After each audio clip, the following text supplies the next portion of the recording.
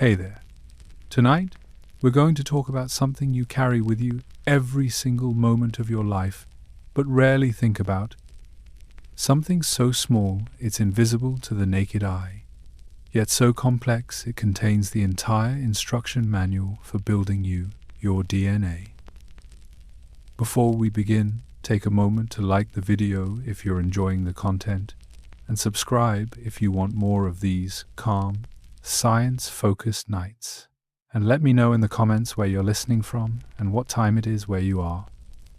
I always love seeing the global community we're building here, one quiet night at a time. Now, get comfortable. Adjust your pillow. Maybe dim the lights a little more. Let the day fall away. Because tonight, we're going on a gentle journey into the microscopic world inside every single one of your cells. A world of spirals, codes, and ancient stories written in molecules. Right now, as you listen to these words, trillions of tiny molecular machines are reading your DNA. They're copying it, repairing it, translating its instructions into the proteins that keep you breathing, thinking, and alive. This process never stops. Not when you're awake, not when you're asleep. It's been happening since before you were born, and it will continue until your final heartbeat. You don't need to understand it all. You don't need to remember every detail. Just let the words wash over you like waves. Let the science become a lullaby. Because your DNA, this incredible molecule, has been quietly doing its work in the background of your existence. And tonight, we're simply going to peek behind the curtain and marvel at what's there. Think about this for a moment. Inside each of your cells, there's a nucleus. And inside that nucleus, there's a strand of DNA so long that if you stretched it out completely, it would measure about 6 feet. Now consider that you have approximately 37 trillion cells in your body. If you took all the DNA from all those cells and laid it end to end, it would stretch from Earth to the Sun and back more than 300 times. All of that packed inside you, coiled, organized, and quietly functioning. And yet, despite this immense length, if you gathered all the DNA from every cell in your body and compressed it together, it would fit into a space about the size of an ice cube. An ice cube containing the blueprint for everything you are. Your eye color, your height, your tendency to wake up early or stay up late, the shape of your hands, the way your brain processes language, the efficiency of your immune system. All of it written in a chemical code just 4 letters long. Those 4 letters are adenine, thymine, guanine, and cytosine. Scientists call them A, T, G, and C. They pair up in a very specific way. A always pairs with T, and G always pairs with C. This pairing creates the rungs of a twisted ladder, the famous double helix that you've probably seen in textbooks or documentaries. It's one of the most elegant structures in nature, simple in concept, yet capable of storing more information than the most advanced computer systems humans have ever built. Your genome, the complete set of DNA instructions inside you, contains approximately 3 billion of these base pairs. 3 billion letters spelling out the story of you. If you tried to read them out loud, 1 letter per second, without stopping to eat or sleep, it would take you nearly 95 years to finish. And that's just 1 copy. Remember, you have 2 copies of most of your DNA, 1 from your mother and 1 from your father, tucked inside nearly every cell. But here's what makes DNA truly extraordinary. It's not just yours. The molecule itself is ancient, older than mountains, older than trees, older than anything you can see with your eyes. The basic structure of DNA has remained unchanged for billions of years. The same double helix that exists in your cells exists in bacteria, in mushrooms, in whales, in redwood trees. Life on Earth shares this common language, this universal code. You share about 99.9% of your DNA with every other human on the planet. That remaining 0.1% creates all the diversity you see. Different heights, different skin tones, different facial features. It's a reminder of how similar we all are at the molecular level, despite the surface differences that often divide us. And if you zoom out further, you share approximately 99% of your DNA with chimpanzees, about 90% with cats, 85% with mice, even 60% with fruit flies, and perhaps most surprisingly, about 50% with bananas. Yes, bananas. You are, in a very real molecular sense, half banana. Or rather, you and a banana share a common ancestor from the deep evolutionary past, and some of that ancient genetic code has been preserved in both lineages. This isn't a flaw or a joke. It's a profound truth about life on Earth. We are all connected through this molecule, through this unbroken chain of inheritance that stretches back nearly 4 billion years to the first primitive cells that learned to copy themselves. Your DNA is a thread in that ancient tapestry, woven through time, carrying echoes of every ancestor who came before you. So take a deep breath, and let's continue this gentle journey together into the quiet, beautiful world of the molecule that makes you who you are. If you've ever seen a picture of DNA, you know the shape, that iconic twisted ladder spiraling upward like a staircase in some molecular cathedral. It's called the double helix, and it's one of the most recognizable images in all of science. But have you ever stopped to wonder why it looks like that? Why this particular shape, this specific twist? The answer is both simple and profound. DNA's shape isn't just beautiful, it's functional. Every curve, every twist, every angle serves a purpose. And tonight, as you settle in and let your mind drift, we're going to explore why this elegant spiral is the perfect structure for storing the blueprint of life. Let's start at the beginning. In the early 1950s, scientists knew that DNA was important. They knew it carried genetic information from one generation to the next, but they didn't know what it looked like. They didn't understand its structure, and without understanding the structure, they couldn't fully grasp how it worked. Enter Rosalind Franklin, a brilliant British chemist and X-ray crystallographer working at King's College London. Franklin was meticulous, careful, and extraordinarily skilled at a technique called X-ray diffraction. She would crystallize DNA, then shoot X-rays through it. The X-rays would scatter when they hit the atoms, creating patterns on photographic film. By analyzing these patterns, she could deduce the arrangement of atoms in the molecule. In 1952, Franklin captured what would become one of the most important photographs in scientific history. It was labeled Photo 51. The image showed a clear X shape, a telltale sign of a helical structure. The DNA molecule was twisted, coiled like a spring, but Franklin was cautious. She wanted more data before publishing her conclusions. She wanted to be certain. Meanwhile, at Cambridge University, two researchers named James Watson and Francis Crick were racing to solve the same puzzle. They weren't doing experiments themselves. Instead, they were building models, trying different configurations, testing ideas on paper and with physical structures made of metal and wire. They knew DNA contained 4 bases: adenine, thymine, guanine, and cytosine. They knew it probably had some kind of repeating structure, but they couldn't figure out how it all fit together. Then, without Franklin's permission, her colleague Maurice Wilkins showed Watson and Crick her photo 51. The moment Watson saw it, he understood. The X pattern confirmed a helix.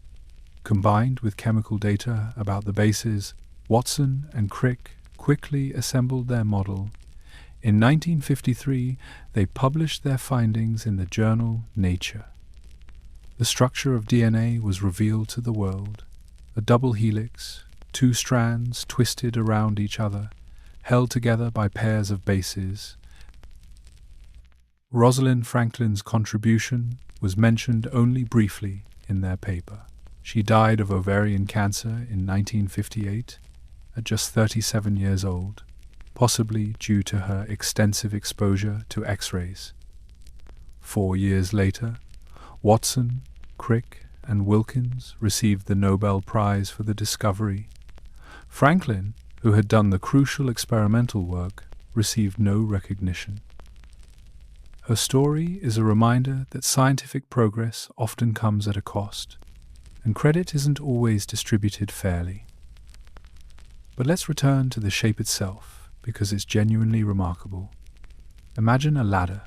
Now imagine grabbing both ends and twisting it.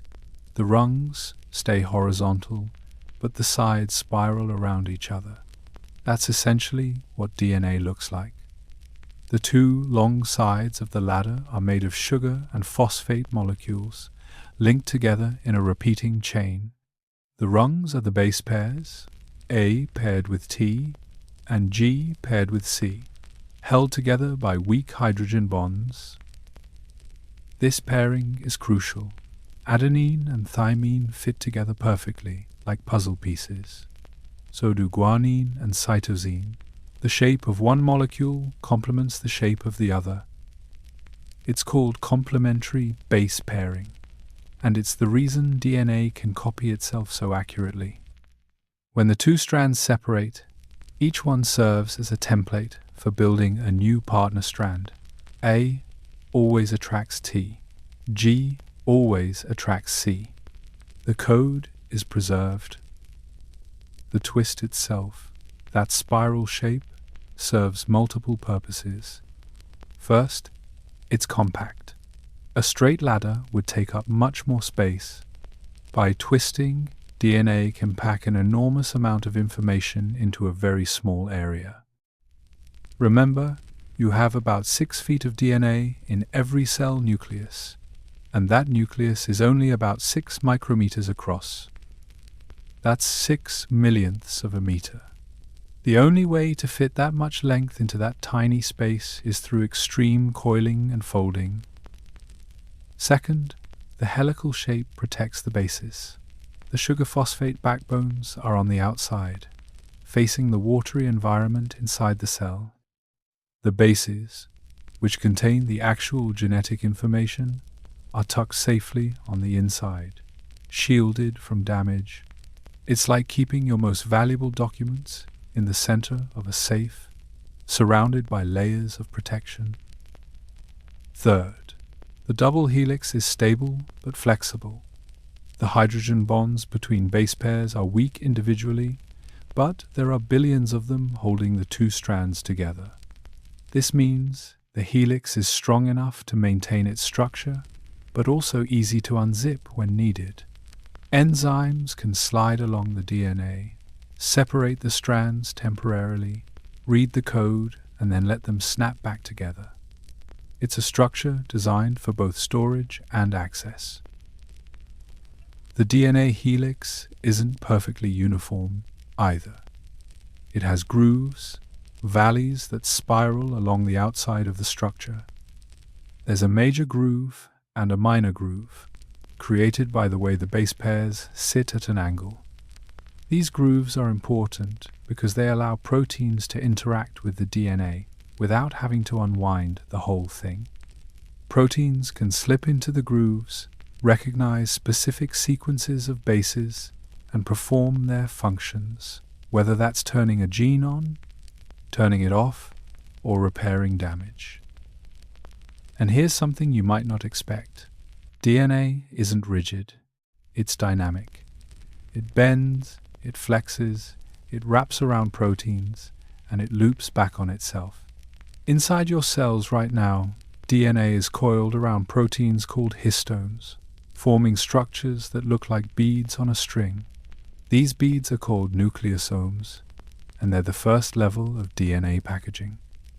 The string of nucleosomes then coils further and further still, creating thicker and thicker fibers until finally, during cell division, the DNA condenses into the compact, X-shaped structures we call chromosomes.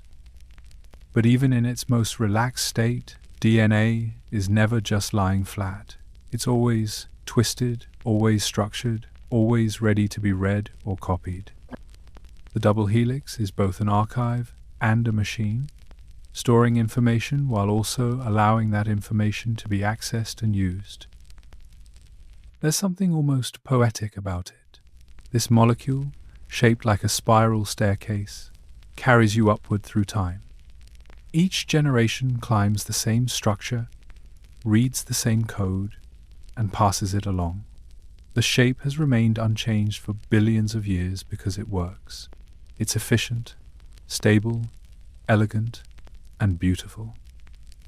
So tonight, as you close your eyes, picture that double helix. Picture it twisting gently inside every cell in your body, a quiet spiral of information holding the instructions for everything you are. It's been there all along, working in the background, invisible but essential. Now we've taken a moment to see it, to appreciate its form, and to understand why this particular shape is the foundation of life itself. But shape is only the beginning, because while the double helix is elegant, the true wonder of DNA lies in its scale, in the sheer impossibility of how much information it holds and how impossibly small it manages to be. Let's talk about size. Or more accurately, let's talk about the impossibility of size. Because when it comes to DNA, the numbers are so extreme, so paradoxical, that they almost stop making sense. Your DNA is simultaneously unimaginably long and impossibly small. It's a contradiction that shouldn't work, and yet it does, every moment of every day, inside every cell of your body. Here's a fact that sounds like science fiction. If you took a single strand of DNA from one of your cells and stretched it out completely, it would measure about 6 feet long. That's roughly the height of a tall person. Now, remember that you have approximately 37 trillion cells in your body. If you took the DNA from all of those cells and laid them end to end in one continuous thread, that thread would stretch for about 67 billion miles. That's enough to reach from Earth to the Sun and back more than 300 times. Or to put it another way, it would reach to Pluto and back twice. All of that distance, all of that length, exists inside you right now, folded, coiled, and packed so efficiently that you'd never know it was there. You can't feel it, you can't see it, it doesn't weigh you down. And yet it's real as your bones or your blood, quietly existing in a space so small it defies intuition. Let's zoom in. Imagine you're looking at a single cell. Most of your cells are microscopic, somewhere between 10 and 30 micrometers across. A micrometer is 1/1,000,000th of a meter. To put that in perspective, you could line up about 40 of your cells across the width of a human hair. They're tiny. Now imagine looking inside one of those cells, into the nucleus, the control center where DNA is stored. The nucleus is even smaller, typically around 6 micrometers in diameter. It's a sphere so small that several thousand of them could fit on the head of a pin. And inside that nucleus, impossibly, is 6 feet of DNA. How does it fit? The answer is coiling, lots and lots of coiling. DNA doesn't just sit there like a tangled string. It's organized with an almost architectural precision, folded and wrapped in layers that allow it to occupy a space thousands of times smaller than its actual length. It's like taking a rope that's as long as a bus and somehow fitting it inside a marble without breaking it. Except DNA does this naturally, automatically, and perfectly every single time a cell divides. Here's another way to think about it. If you scaled a single cell up to the size of a basketball, the DNA inside it, stretched out, would be about 10 miles long. And yet, all of that length is neatly tucked inside a space the size of a pea at the center of that basketball. It's a feat of engineering that no human technology has ever matched. The coiling happens in stages. First, the DNA double helix wraps around proteins called histones. These are small, spool-shaped proteins, and the DNA winds around them about 1 3/4 times, like thread around a bobbin. This creates a structure called a nucleosome. If you looked at it under a powerful microscope, it would look like a bead on a string. The DNA is the string, and the nucleosomes are the beads, spaced out along its length like knots on a rope. But the coiling doesn't stop there. The string of nucleosomes itself coils into a thicker fiber, about 30 nanometers wide. A nanometer is 1/1000th of a meter. This fiber then loops and folds into even larger structures, creating a hierarchy of coils within coils within coils. It's fractal, in a sense. Each level of organization makes the DNA more compact, more manageable, and yet still accessible when the cell needs to read it. By the time a cell is ready to divide, the DNA has condensed into its most compact form, chromosomes.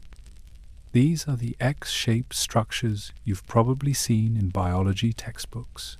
Humans have 46 chromosomes in most cells, 23 pairs. Each chromosome is a single, incredibly long molecule of DNA, coiled and compressed so tightly that it's finally visible under a standard light microscope. Even in this ultra-compact state, chromosomes are only a few micrometers long.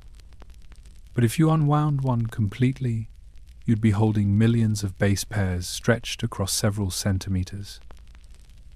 Now let's flip the script and think about weight. Despite its enormous length, DNA is astonishingly light. The entire human genome, all 3 billion base pairs, weighs about 6 picograms. A picogram is 1/1000th of a gram. That's about the weight of a hamster or a bar of soap. All the genetic information that makes you who you are, repeated trillions of times over, weighs less than a cup of water.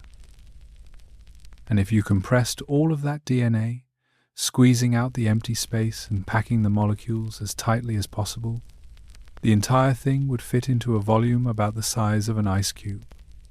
One ice cube containing the blueprint for building a human being, repeated 37 trillion times. It's hard to even wrap your mind around that kind of efficiency. But here's what makes this even more remarkable. DNA isn't just sitting there, static and inert. It's constantly in motion. Enzymes are unzipping sections of it, reading the code, copying it, repairing damage. Other proteins are sliding along its length, searching for specific sequences. The whole structure is dynamic, responsive, alive in a molecular sense, and yet it never tangles hopelessly. It never gets lost. The cell always knows where every gene is, which strand to read, and how to fold everything back up when it's done. Think about the complexity of that for a moment. Imagine you have a ball of yarn that's 10 miles long, stuffed into a marble. Now imagine you need to pull out one specific inch of that yarn, read the pattern knitted into it, and then tuck it back in without disturbing the rest. That's essentially what your cells are doing, thousands of times per second, in every nucleus, in every cell, all the time. It's a logistical miracle. There's a strange beauty in this contradiction. Something so vast and something so small, occupying the same space. DNA is a monument to nature's ability to solve impossible problems with elegant solutions. It's proof that the universe doesn't play by the rules of what seems reasonable or intuitive. It simply finds what works and runs with it. And here's the thing. You don't have to do anything for this to happen. You don't have to think about it or manage it. Right now, as you lie there listening, your cells are coiling DNA, uncoiling it, reading it, protecting it, organizing it.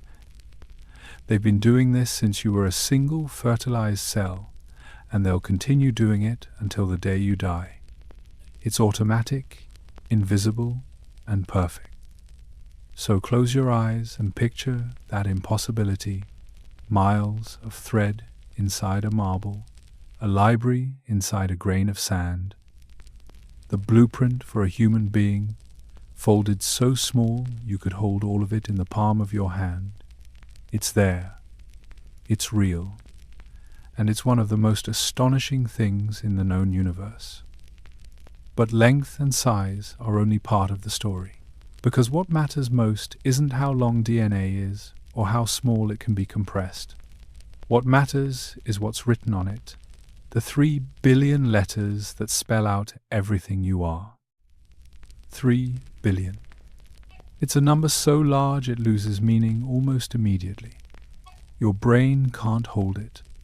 You can say it out loud, but you can't really feel it. And yet, that's how many base pairs are in your genome. 3 billion letters, arranged in a specific order, coding for everything from the color of your eyes to the way your neurons fire when you dream. Let's try to make that number tangible. Imagine you decided to read your own genome one letter at a time. A, T, G, C, over and over, in sequence, from beginning to end. Let's say you read 1 letter per second, without pausing, without sleeping, without stopping to eat or rest. How long would it take you to finish? The answer is about 95 years. An entire human lifetime, spent doing nothing but reading chemical letters. You'd start as a child and finish as an elder, if you lived long enough. And that's just to read it once, not to understand it, not to interpret what any of it means, just to speak each letter aloud and move to the next.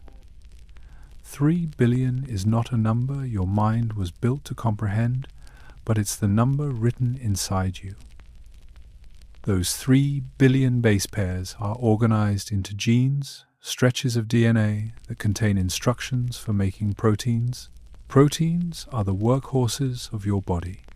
They build your cells, transport oxygen in your blood, fight infections, digest food, send signals between neurons, and regulate almost every process that keeps you alive. Every protein starts as a gene, a specific sequence of DNA letters that gets transcribed and translated into a functional molecule. Humans have somewhere between 20,000 and 25,000 genes. Scientists aren't entirely sure of the exact number because the definition of a gene keeps getting more complicated as we learn more. But let's say around 22,000, just to have a number. That means 22,000 distinct instruction sets, each one coding for a different protein or set of proteins, each one contributing to the function of your body in some way. Now, here's where it gets strange. If you have 22,000 genes and 3 billion base pairs, that means genes only make up about 2% of your total DNA. 2%. The rest, the other 98%, doesn't code for proteins at all. For a long time, scientists called this non-coding DNA junk. They assumed it was evolutionary baggage, leftover scraps from millions of years of mutation and change, serving no real purpose. But that turned out to be wrong.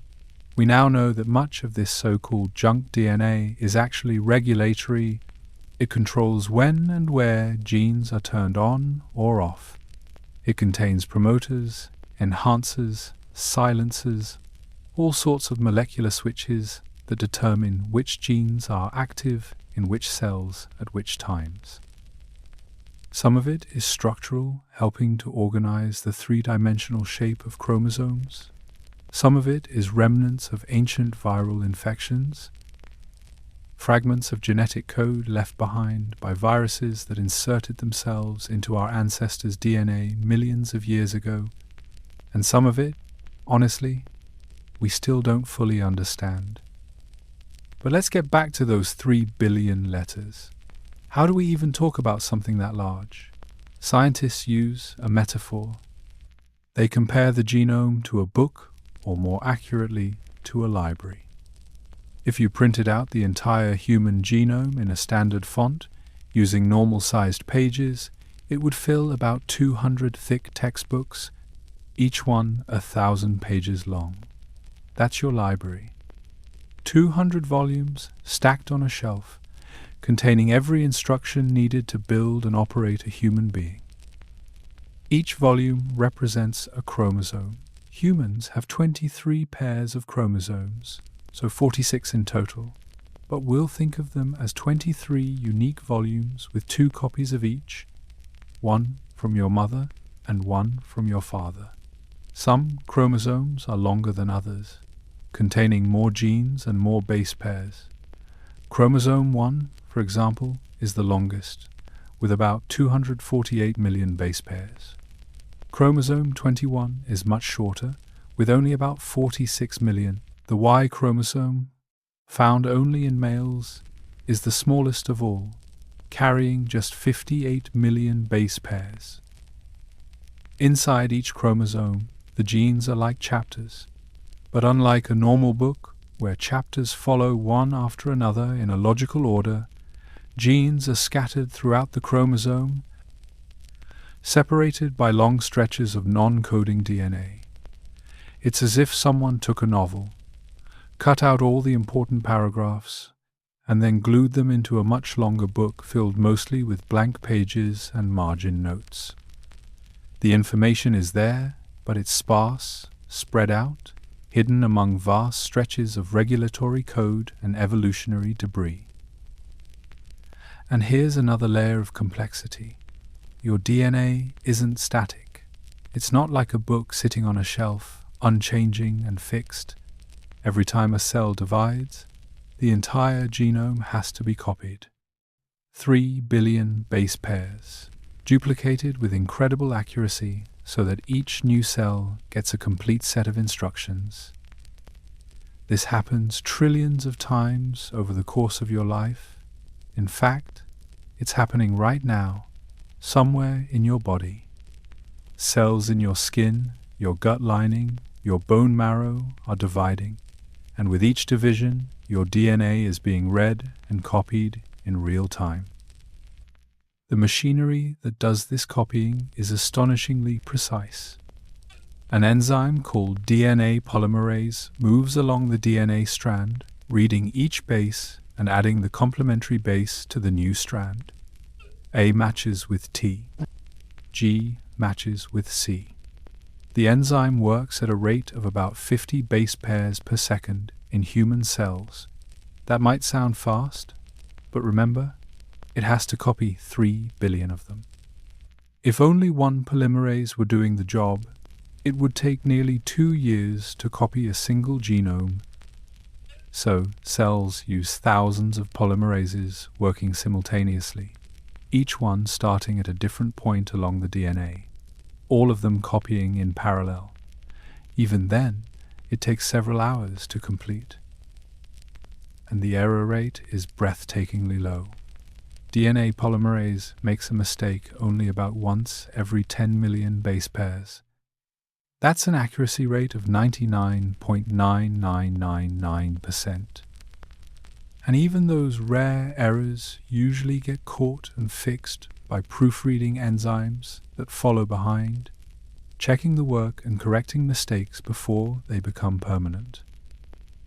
It's a system built on redundancy, on multiple layers of quality control, because even a single error in a critical gene can have serious consequences. But mistakes do happen.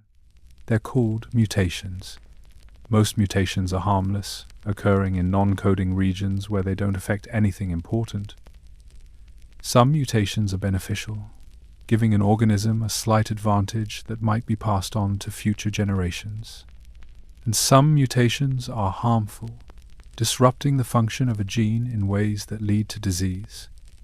Cancer, for example, is fundamentally a disease of accumulated mutations where errors in DNA lead cells to grow and divide uncontrollably.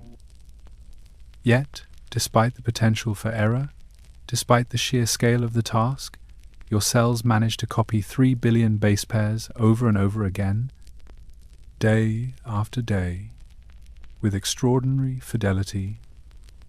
It's one of the most impressive feats of molecular biology, a testament to billions of years of evolutionary refinement. The system isn't perfect, but it's close. Close enough that you exist, close enough that life continues. So tonight, as you drift towards sleep, think about those 3 billion letters. Think about the library inside you, 200 volumes written in a 4-letter alphabet, copied and read and interpreted constantly by molecular machines smaller than a speck of dust. It's all there, humming quietly in the background, a vast encyclopedia of information that defines who you are, all condensed into a molecule so small you'll never see it with your own eyes. But where did it come from? How did this 3 billion letter code get written in the first place? The answer takes us back, far back, into deep time, into the ancient history written in your very cells. Your DNA is old. Not just old in the sense that it's been with you since birth. Old in the sense that it's been passed down, generation after generation, parent to child, in an unbroken chain stretching back through time. And when we say stretching back, we mean all the way back. Back through your grandparents, your great-great-great-grandparents, back through centuries and millennia, through the rise and fall of civilizations, through ice ages and continental shifts, back to a time when your ancestors weren't even human yet. The DNA inside you right now is approximately 3.8 billion years old. Not your specific sequence, of course. That's unique to you, shaped by mutations and recombination that happened when your parents' DNA merged. But the molecule itself, the structure, the double helix, the 4-letter code, that's ancient. It predates almost everything you can see or touch. It's older than trees, older than animals, older than complex life of any kind. Let's put that in perspective. The Earth itself is about 4.5 billion years old. For the first 700 million years or so, it was a molten, hostile wasteland, bombarded by asteroids, with no atmosphere capable of supporting life. But somewhere around 3.8 billion years ago, conditions became just stable enough for chemistry to become biology. Simple molecules began to organize themselves, to replicate, to evolve. And at the heart of that process was a molecule very similar to DNA. We don't know exactly how it started. The origin of life is still one of science's great mysteries. But we know that once replicating molecules appeared, natural selection took over.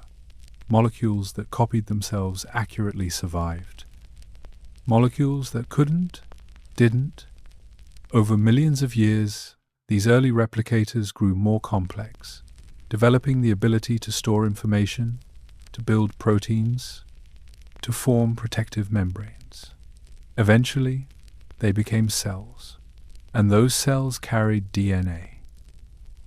Every living thing on Earth today, every bacterium, every fungus, Every plant, every animal uses the same basic genetic code, the same 4 bases, A, T, G, and C, the same double helix structure, the same method of copying and transcription. This universality isn't a coincidence. It's evidence of common ancestry. All life on Earth descended from a single population of ancient microorganisms, sometimes called Luca, the last universal common ancestor. Luca lived roughly 3.5 to 3.8 billion years ago, and every organism alive today carries a modified version of Luca's DNA. That includes you. It's been copied, mutated, recombined, shuffled, and reshaped over billions of years, but it's never been broken. The chain has never stopped. Every generation passes it on to the next, and the next, and the next, all the way down to you, sitting here, listening to these words. Here's where it gets even stranger. You don't just share DNA with other humans. You share it with everything. Scientists have sequenced the genomes of thousands of species, and what they've found is remarkable. The more closely related two species are, the more similar their DNA. Humans and chimpanzees, for example, share about 99% of their DNA. We diverged from a common ancestor only about 6 million years ago, which in evolutionary terms is practically yesterday. So our genomes are still very similar. But even species that diverged much earlier still share significant stretches of DNA. Humans and mice share about 85% of their genes. We're both mammals, so we inherited a common set of instructions for building warm-blooded, fur-covered, milk-producing bodies. Humans and chickens share about 65%. We're both vertebrates, so we share the basic body plan. A backbone, 4 limbs, a skull. Humans and fruit flies share about 60%. Both of us are animals with complex body structures, nervous systems, and sensory organs. And then there's the famous example. Humans and bananas share about 50 to 60% of their DNA, depending on how you measure it. This statistic gets passed around a lot, usually as a fun fact, but it's worth pausing on. You and a banana are about half identical at the genetic level. Why? Because you're both alive, you both have cells. You both need to regulate metabolism, respond to environmental signals, repair damage, and reproduce. Those fundamental processes require similar genes, and those genes have been conserved across billions of years of evolution. The banana's ancestors and your ancestors were once the same organism, way back in the deep past. At some point, the lineages split. One branch eventually led to plants, the other led to animals. But both branches kept many of the same core genes, the ones that were essential for staying alive. So, when you eat a banana, you're eating an organism whose cells operate using instructions that are, in many ways, similar to your own. It's a strange and beautiful thought. This shared genetic heritage means that scientists can study human biology by looking at other organisms. Much of what we know about DNA, about cell division, about aging and disease, comes from experiments on mice, fruit flies, yeast, even bacteria. These organisms are easier to work with, faster to breed, and simpler to manipulate. But the discoveries translate to humans because the underlying biology is so similar. A gene that controls development in a fly often has a counterpart in humans that does the same job. Evolution doesn't reinvent the wheel. It modifies what already works.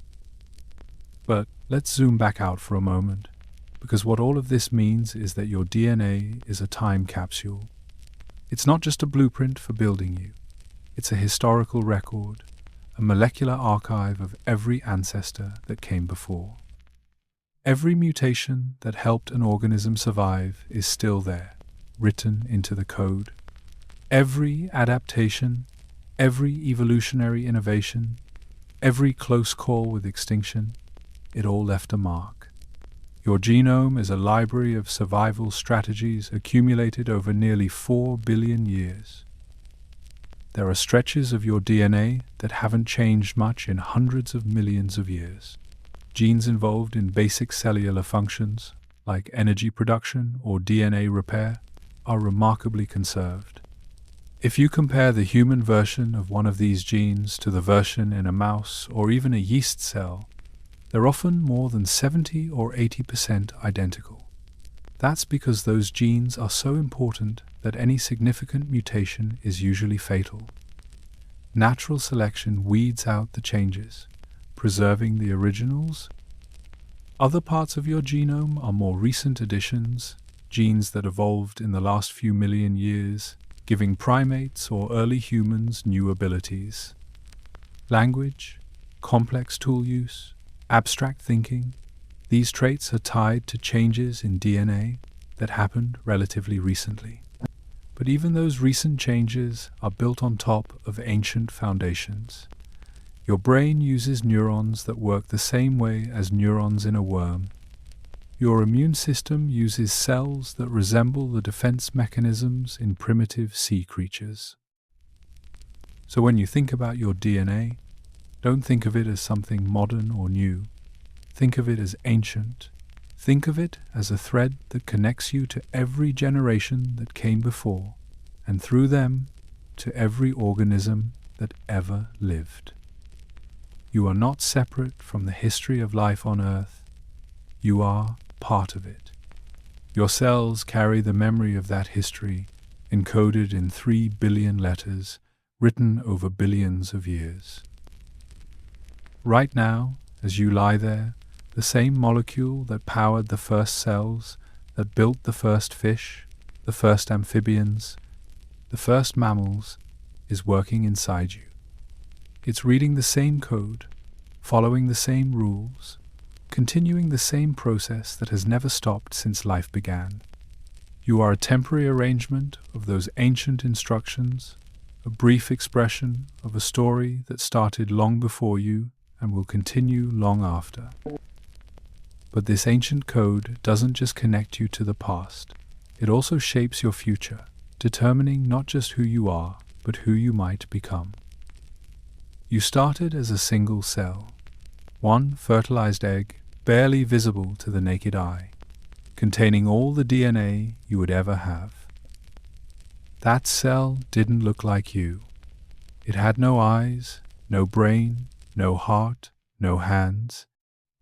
It was just a sphere, floating in fluid, with a nucleus full of genetic instructions. And yet, somehow, that one cell became you. Trillions of cells, organized into skin and bone and muscle and nerve, all working together, all performing different jobs, all descended from that original single cell. This transformation, from one cell to a fully formed human being, is one of the most extraordinary processes in nature. It's called development, and it's guided entirely by your DNA. Every cell in your body contains the exact same DNA. The cells in your brain have the same genetic code as the cells in your liver, your skin, your lungs, your heart. Same instructions, same 3 billion base pairs, copied perfectly into every single cell. So why don't they all look and act the same? The answer is gene expression. Not all genes are active in all cells. Your DNA is like a massive cookbook with thousands of recipes. But each cell only uses a few of those recipes, the ones it needs to do its specific job. A muscle cell turns on genes for making contractile proteins, the molecules that allow it to squeeze and relax. A neuron turns on genes for making neurotransmitters and ion channels, the tools it needs to send electrical signals. A red blood cell turns on the gene for hemoglobin, the protein that carries oxygen. Each cell reads a different subset of the same book. This selective reading begins almost immediately after fertilization. That first cell divides into 2, then 4, then 8, then 16. For the first few divisions, all the cells are identical, totipotent stem cells capable of becoming anything. But soon, signals start passing between them. Chemical messages tell certain cells to move to one side, others to stay in the center. Genes begin turning on and off in response to these signals. The cells start differentiating, committing to specific fates. Some will become ectoderm, the outer layer that eventually forms skin and nervous tissue. Some will become mesoderm, the middle layer that forms muscles, bones, and blood. Some will become endoderm, the inner layer that forms the digestive system and lungs. By the time you were an embryo, just a few weeks old, your body had already begun to take shape. A tiny ridge of cells folded inward, forming the neural tube that would become your brain and spinal cord. Another cluster of cells began pulsing rhythmically, the first beats of your developing heart. Buds appeared on your sides, the beginnings of arms and legs. All of this happened automatically, guided by DNA and the intricate web of signals it produces. The DNA in each cell doesn't change during development. What changes is which genes are being read. Think of it like a symphony.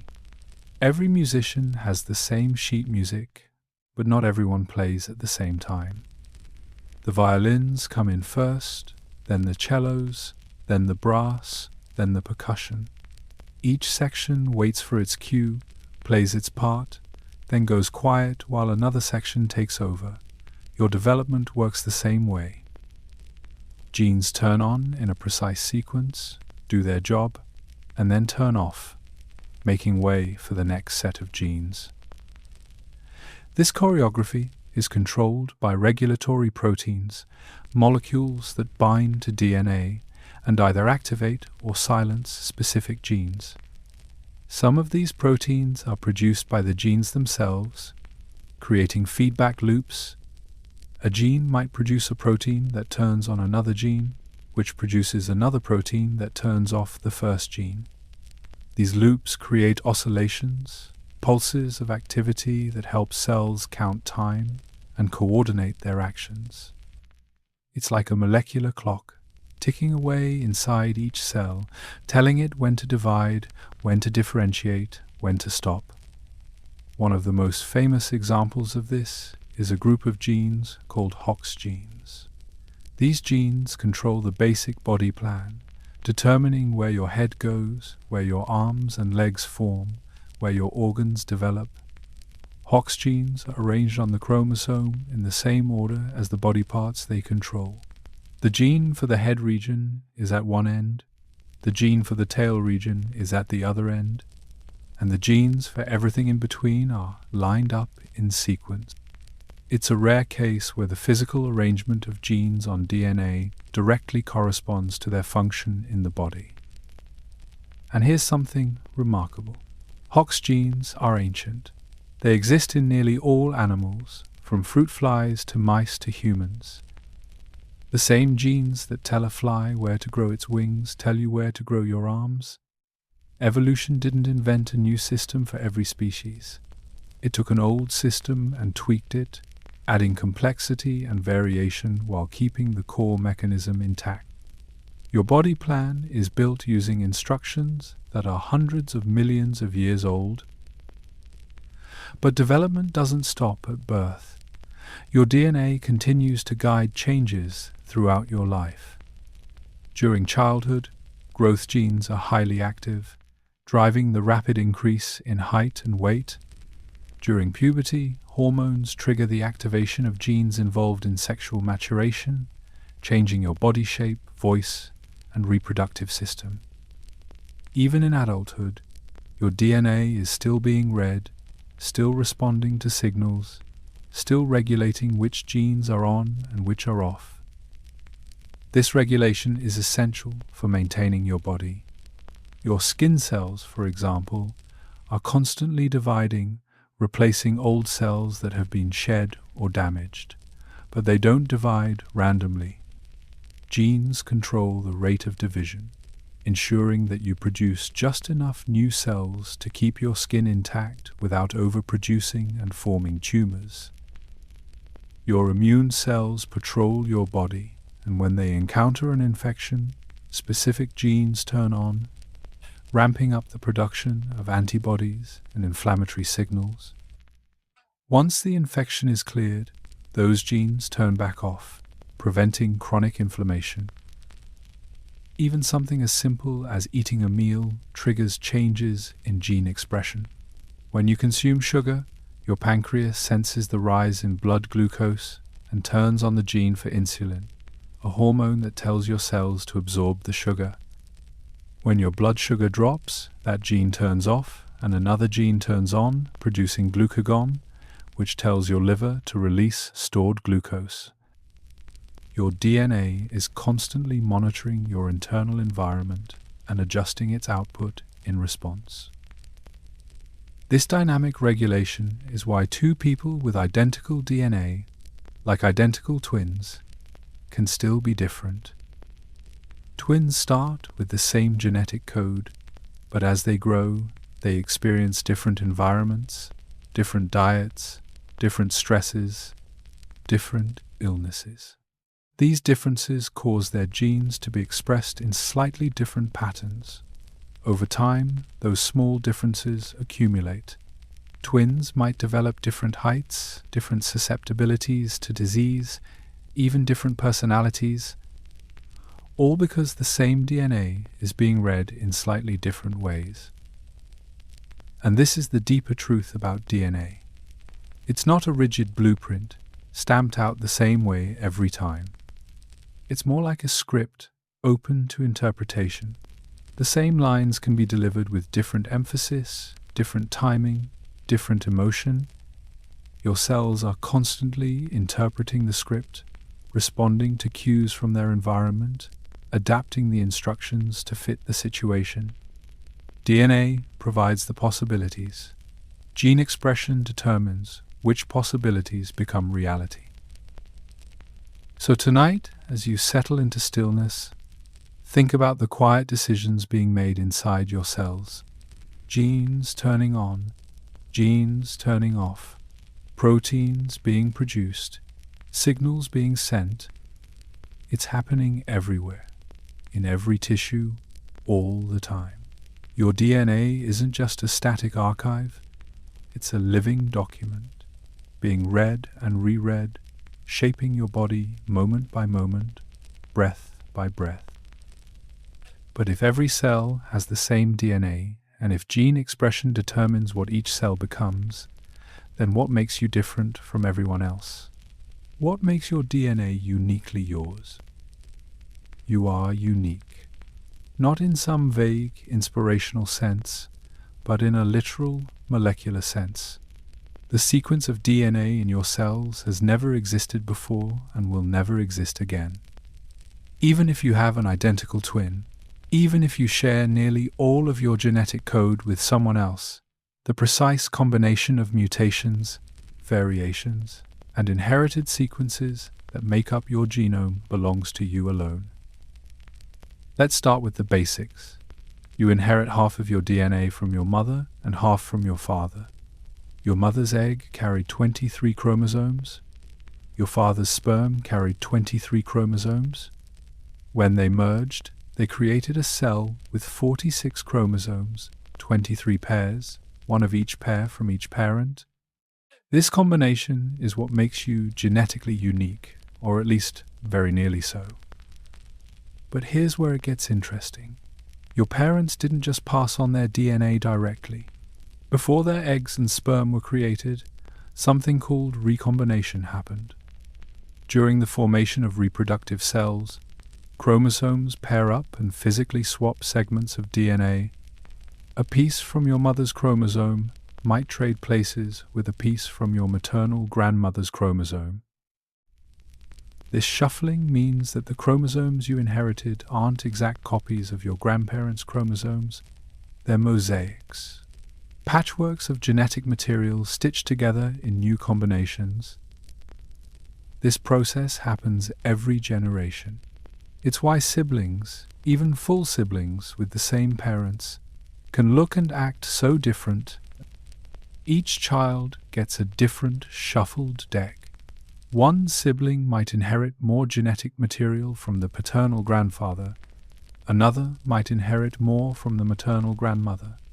The possibilities are staggering.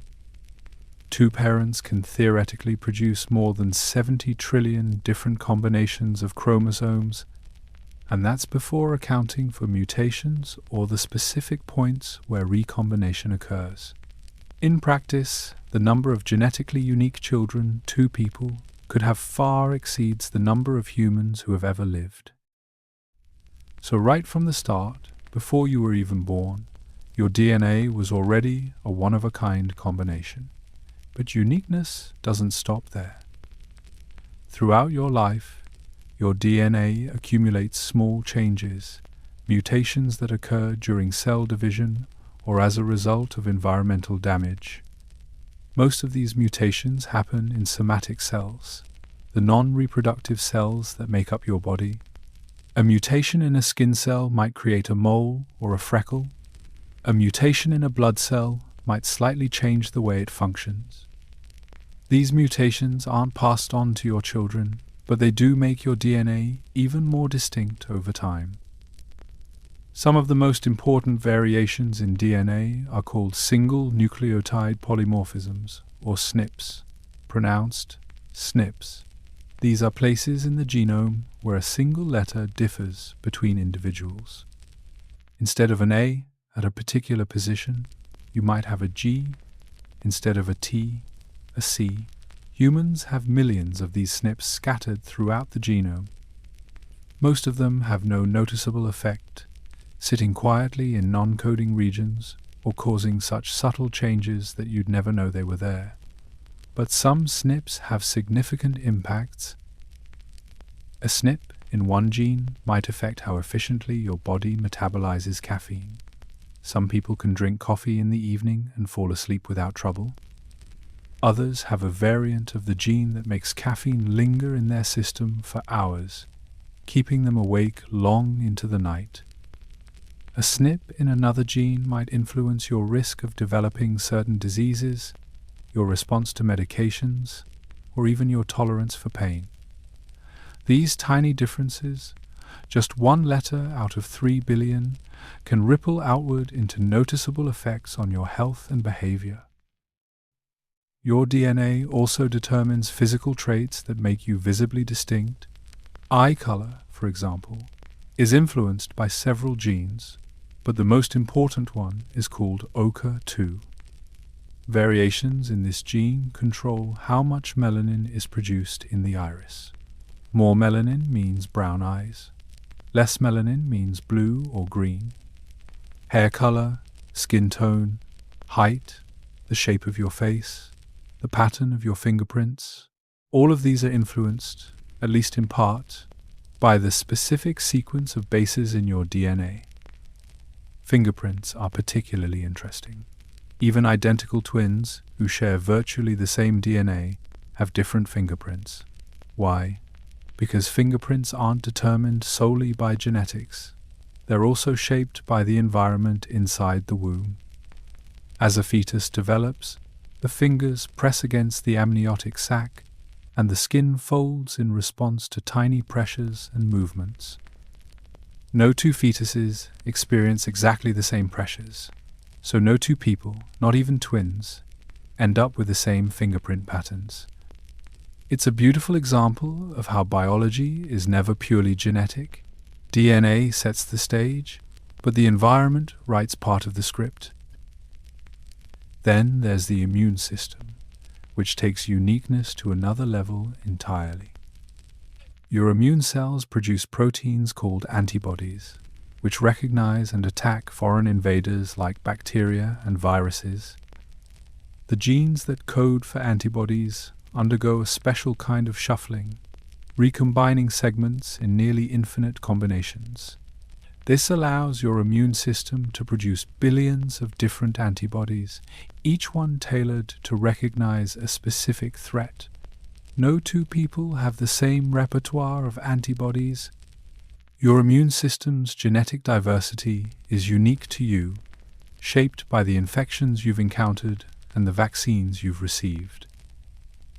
All of this variation, the SNPs, the recombination, the mutations, the environmental influences, adds up to a genome that is unmistakably yours. Forensic scientists can use DNA to identify individuals with extraordinary precision. A sample of your blood, your saliva, even a single hair follicle contains enough genetic information to distinguish you from every other person on the planet, with the sole exception of an identical twin. And even then, scientists are developing techniques to detect the small differences in mutations that accumulate over a lifetime, differences that eventually make even twins distinguishable at the genetic level. But here's the paradox. For all this uniqueness, for all the millions of SNPs and countless combinations, you're also remarkably similar to everyone else. Humans share 99.9% of their DNA. All the diversity you see, every different face, every different voice, every different personality, comes from just 0.1% of the genome. That's about 3 million base pairs out of 3 billion. 3 million sounds like a lot, but it's a tiny fraction of the whole. Most of your DNA is identical to the DNA of a stranger on the other side of the world. This similarity is a reminder that, genetically speaking, humanity is a very young species. We haven't been around long enough to accumulate huge amounts of variation. All humans alive today descended from a relatively small population that lived in Africa roughly 200,000 years ago. We're all cousins, separated by only a few thousand generations. The differences between us are recent, superficial, and minor compared to the vast shared heritage encoded in our DNA. And yet, those small differences matter. They matter to you, to your health, to your identity. They make you who you are in ways both visible and invisible. The curve of your smile, the sound of your laugh, the way your body responds to stress or fights off a cold, all of it is encoded, at least partially, in the unique sequence of bases that make up your genome. So tonight, as you lie there in the dark, take a moment to appreciate the improbability of your existence. The specific combination of genes that is you has never occurred before. It required countless events to align perfectly. A particular egg meeting, a particular sperm, chromosomes recombining in just the right way, mutations occurring or not occurring at critical moments. You are the result of an unfathomably complex lottery, and you won simply by being born. But DNA doesn't just sit passively inside your cells, defining who you are. It's constantly under attack, constantly at risk, and your body has developed extraordinary systems to protect it and repair it when damage occurs. Your DNA is under constant assault. Right now, as you listen to these words, thousands of damaging events are occurring inside your cells. Ultraviolet light from the sun is striking DNA molecules and warping their structure. Free radicals, unstable molecules produced during normal metabolism, are colliding with DNA and breaking chemical bonds. Cosmic rays from space are passing through your body, occasionally hitting a strand of DNA and snapping it in two. Even the simple act of copying DNA during cell division introduces errors, tiny mistakes that could, if left unchecked, corrupt the genetic code. Scientists estimate that each cell in your body experiences somewhere between 10,000 and 1 million DNA lesions every single day. That's tens of thousands of moments when a base is damaged, a bond is broken, or a strand is severed. If even a fraction of these errors went unrepaired, your cells would quickly become dysfunctional. Proteins would be made incorrectly. Genes would fail to turn on or off at the right times. Within weeks, your body would begin to break down. Within months, you'd be dead. But that doesn't happen. Why?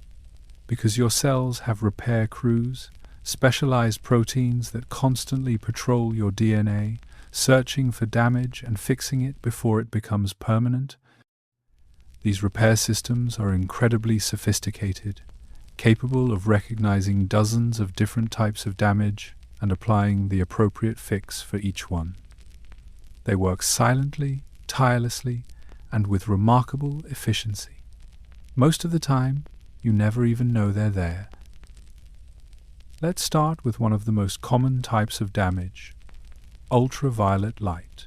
When UV rays hit your skin, they can cause two adjacent thymine bases on the same DNA strand to bond together, forming what's called a thymine dimer. This creates a kink in the DNA, a distortion that prevents the strand from being read correctly.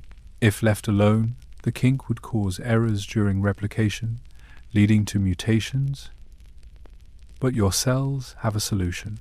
A protein complex called the nucleotide excision repair system scans the DNA, looking for unusual shapes. When it finds a thymine dimer, it clips out the damaged section, removing a chunk of about 20 to 30 bases. Another enzyme then fills in the gap, using the opposite strand as a template, and a third enzyme seals the new section into place.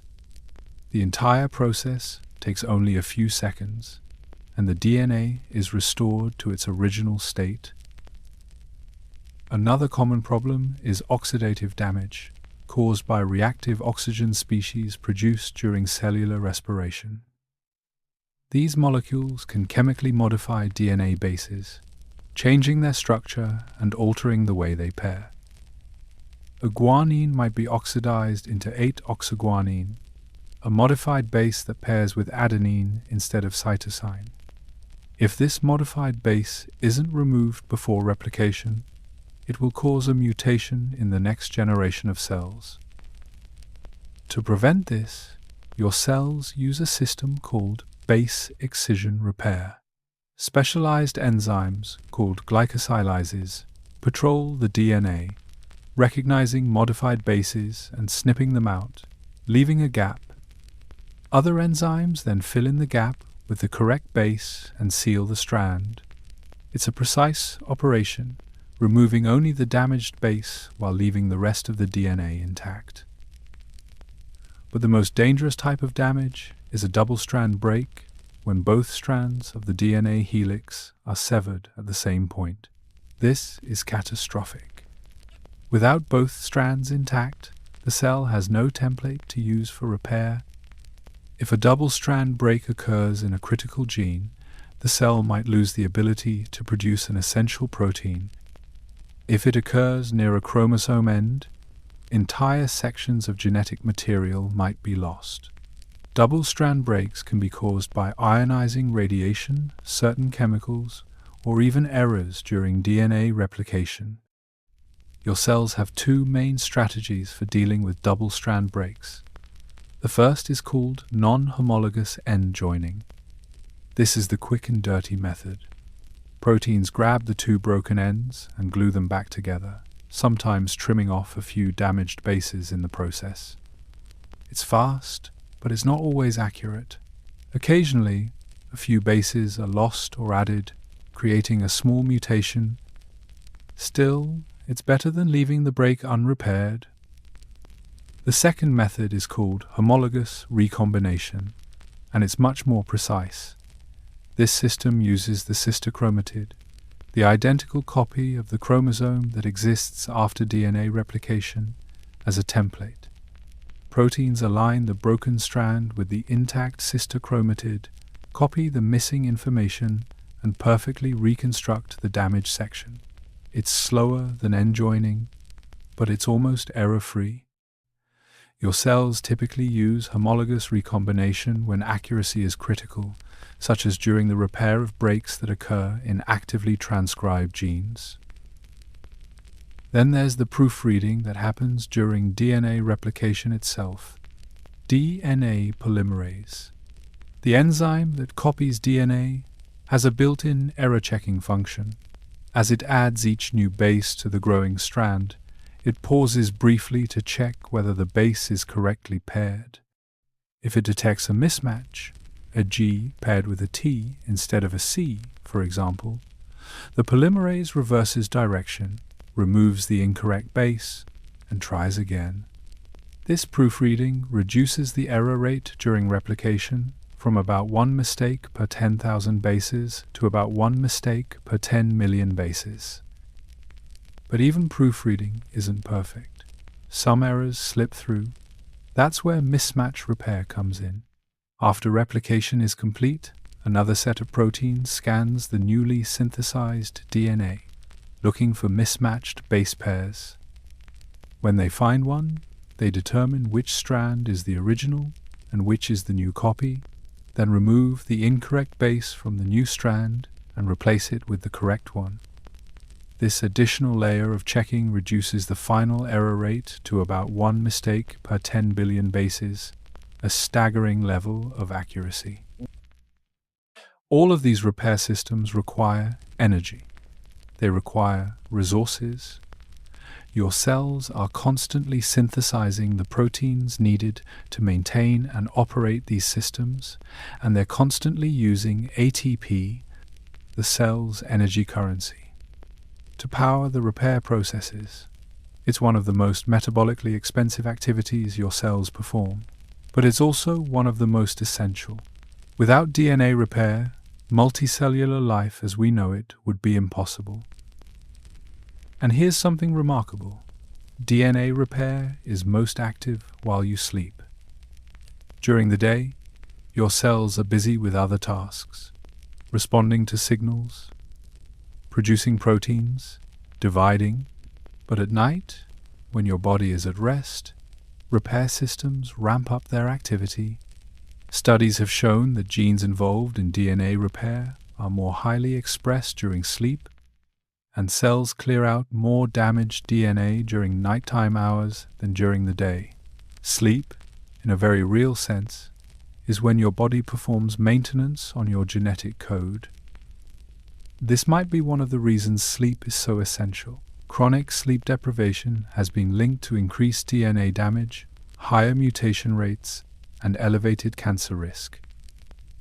When you don't sleep enough, your cells don't have adequate time to repair the accumulated damage from the day. Errors build up, mutations become more frequent, and over time, the risk of disease increases. Your DNA needs rest just as much as your mind does. But repair systems aren't infallible. Sometimes damage is too severe to fix. Sometimes errors escape detection. And when that happens, mutations become permanent, written into the DNA and passed on to the next generation of cells. Most mutations are harmless, but some can have serious consequences, altering the function of critical genes and leading to disease. Yet paradoxically, mutations are also the raw material of evolution. Without them, life would never change, never adapt, never diversify. So tonight, as you drift towards sleep, imagine the quiet work happening inside you. Millions of molecular machines scanning your DNA, snipping out damaged sections, filling in gaps, sealing breaks. It's happening in every cell, every tissue, every organ. Your body is repairing itself, maintaining the integrity of the code that keeps you alive. And it will continue all through the night, working in the darkness while you rest. But repair is only half the story. Because in order for your body to grow, to heal, to replace damaged tissue, your DNA has to be copied, and that copying process is a feat of molecular engineering unlike anything else in nature. Every time a cell divides, it faces an extraordinary challenge. It has to duplicate its entire genome, all 3 billion base pairs, with near-perfect accuracy, and it has to do it fast enough that the process doesn't take forever. This is DNA replication, and it's one of the most impressive feats of molecular machinery in all of biology. Right now, somewhere in your body, cells are dividing, skin cells replacing old ones that have been shed, cells in your bone marrow producing new blood cells, cells in your gut lining renewing the tissue that absorbs nutrients. And in every one of those cells, DNA is being copied. The process begins at specific locations along the chromosome called origins of replication. In bacteria, which have small, circular genomes, there's usually just one origin. Replication starts there and proceeds in both directions until the entire genome is copied. But human chromosomes are much larger, and copying from a single starting point would take far too long. So human DNA has thousands of origins scattered along each chromosome, allowing replication to happen simultaneously at multiple sites. It's like having thousands of construction crews working on different sections of a highway at the same time, all moving toward each other until the job is complete. At each origin, a group of proteins assembles into a complex molecular machine called the replisome. The first step is to unwind the double helix. An enzyme called helicase grabs onto the DNA and begins to pull the two strands apart, breaking the hydrogen bonds between the base pairs.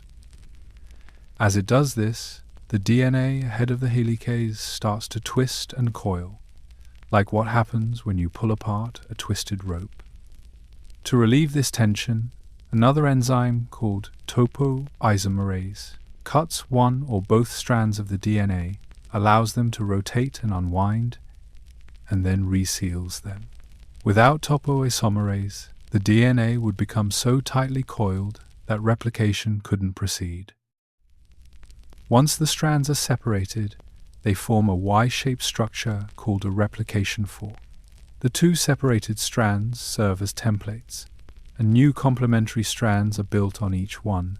But there's a complication: DNA polymerase. The enzyme that adds new bases to the growing strand can only work in one direction. It moves along the template strand from the 3' end to the 5' end, adding bases to the 3' end of the new strand. This directionality creates a problem because the two strands of DNA run in opposite directions. On one strand, called the leading strand, DNA polymerase can move smoothly in the same direction as the replication fork, adding bases continuously as the helicase unwinds the DNA. But on the other strand, called the lagging strand, DNA polymerase has to move backward relative to the direction of the fork. It can't synthesize continuously, so instead it works in short bursts, creating small fragments of DNA called Okazaki fragments, each one about 100 to 200 bases long. As the replication fork advances, new Okazaki fragments are started, and older ones are sealed together by an enzyme called DNA ligase. It's an awkward start and stop process, but it works. DNA polymerase is remarkably fast. In human cells, it adds about 50 bases per second. That might not sound like much, but remember, there are thousands of replication forks working simultaneously on each chromosome. Altogether, the entire human genome can be copied in about 8 hours. In rapidly dividing cells, like those in an embryo, the process can be even faster. But speed alone isn't enough. Accuracy is critical. A single error in DNA replication could introduce a mutation, and while most mutations are harmless, some can be catastrophic. So DNA polymerase has built-in proofreading. As it adds each new base, it checks to make sure the base is correctly paired with the template. If it detects a mismatch, it pauses, reverses direction, removes the incorrect base, and tries again. This proofreading reduces the error rate from about 1 in 10,000 to about 1 in 10 million, an improvement of 3 orders of magnitude. Even after proofreading, some errors slip through. That's where the mismatch repair system comes in. After replication is complete, specialized proteins scan the newly synthesized DNA, looking for any remaining mismatched base pairs. When they find one, they determine which strand is the new one and which is the original. Then they remove the incorrect base from the new strand and replace it. This additional layer of quality control reduces the final error rate to about 1 in 10 billion. Out of the 3 billion base pairs in your genome, only a few errors make it through each time a cell divides. But even with all these safeguards, mutations still happen. Sometimes the proofreading fails. Sometimes the mismatch repair system misses an error. Sometimes damage occurs to the DNA after replication is complete, and the damage gets incorporated into the genome during the next round of copying. Over a lifetime, your cells accumulate mutations. Most are silent, occurring in non-coding regions where they have no effect. Some are beneficial, though these are rare, and some are harmful, disrupting the function of important genes. Cancer, at its core, is a disease of replication errors. It begins when mutations accumulate in genes that control cell division. One mutation might disable a gene that tells cells when to stop dividing. Another might disable a gene involved in DNA repair, making further mutations more likely. Over time, a cell accumulates enough mutations that it loses control, dividing uncontrollably and forming a tumor. The body's defense systems usually catch and eliminate these rogue cells, but occasionally one escapes and cancer develops. Replication is also where heredity happens. When a sperm or egg is created, the DNA is copied one final time, and that copy is what gets passed to the next generation.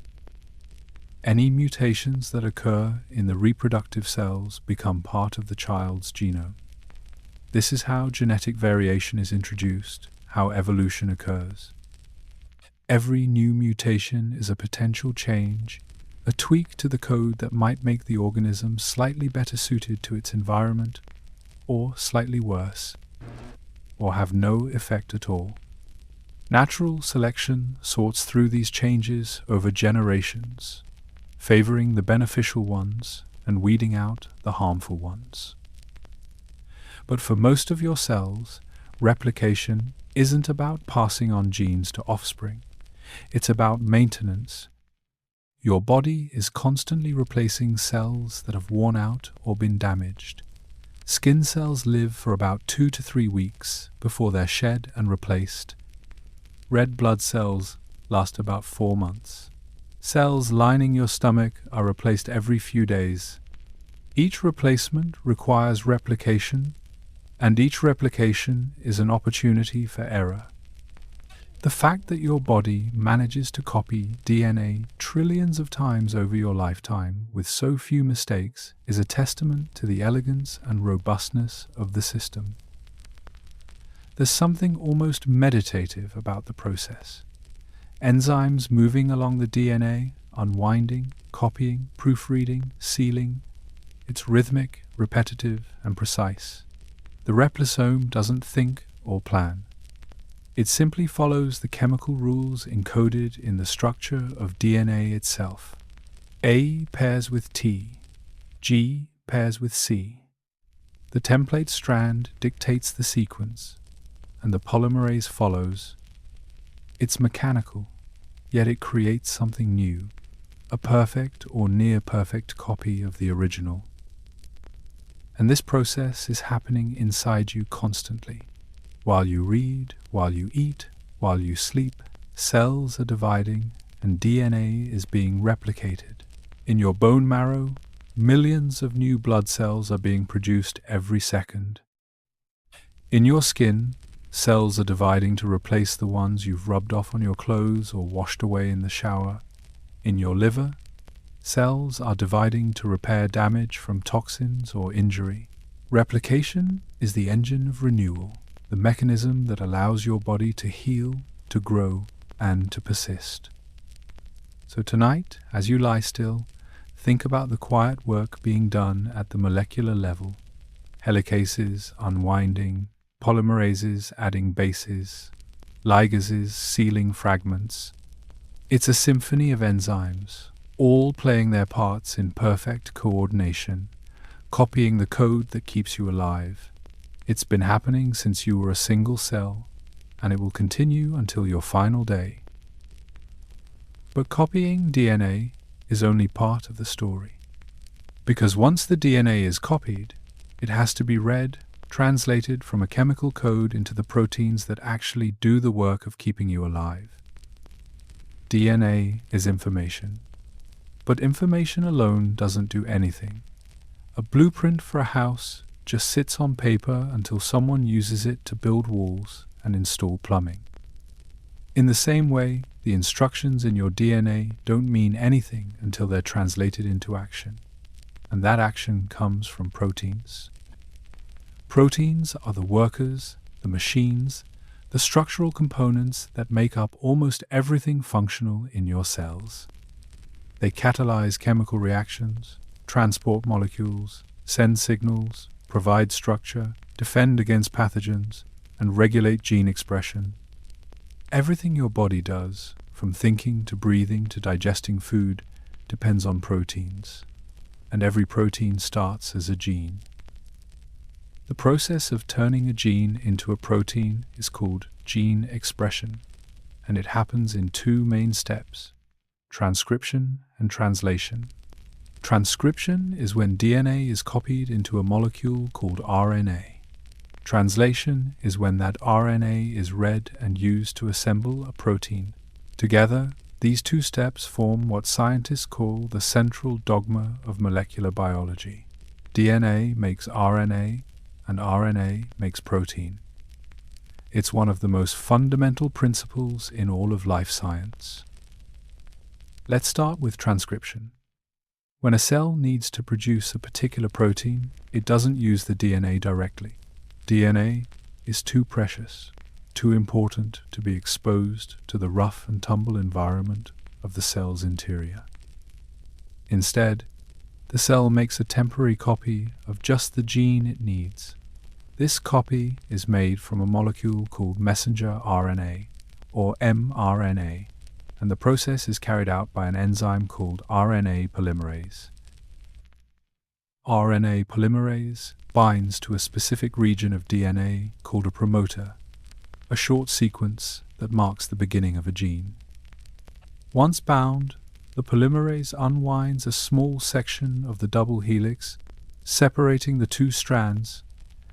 It then moves along one of the strands, reading the sequence of bases and assembling a complementary strand of RNA.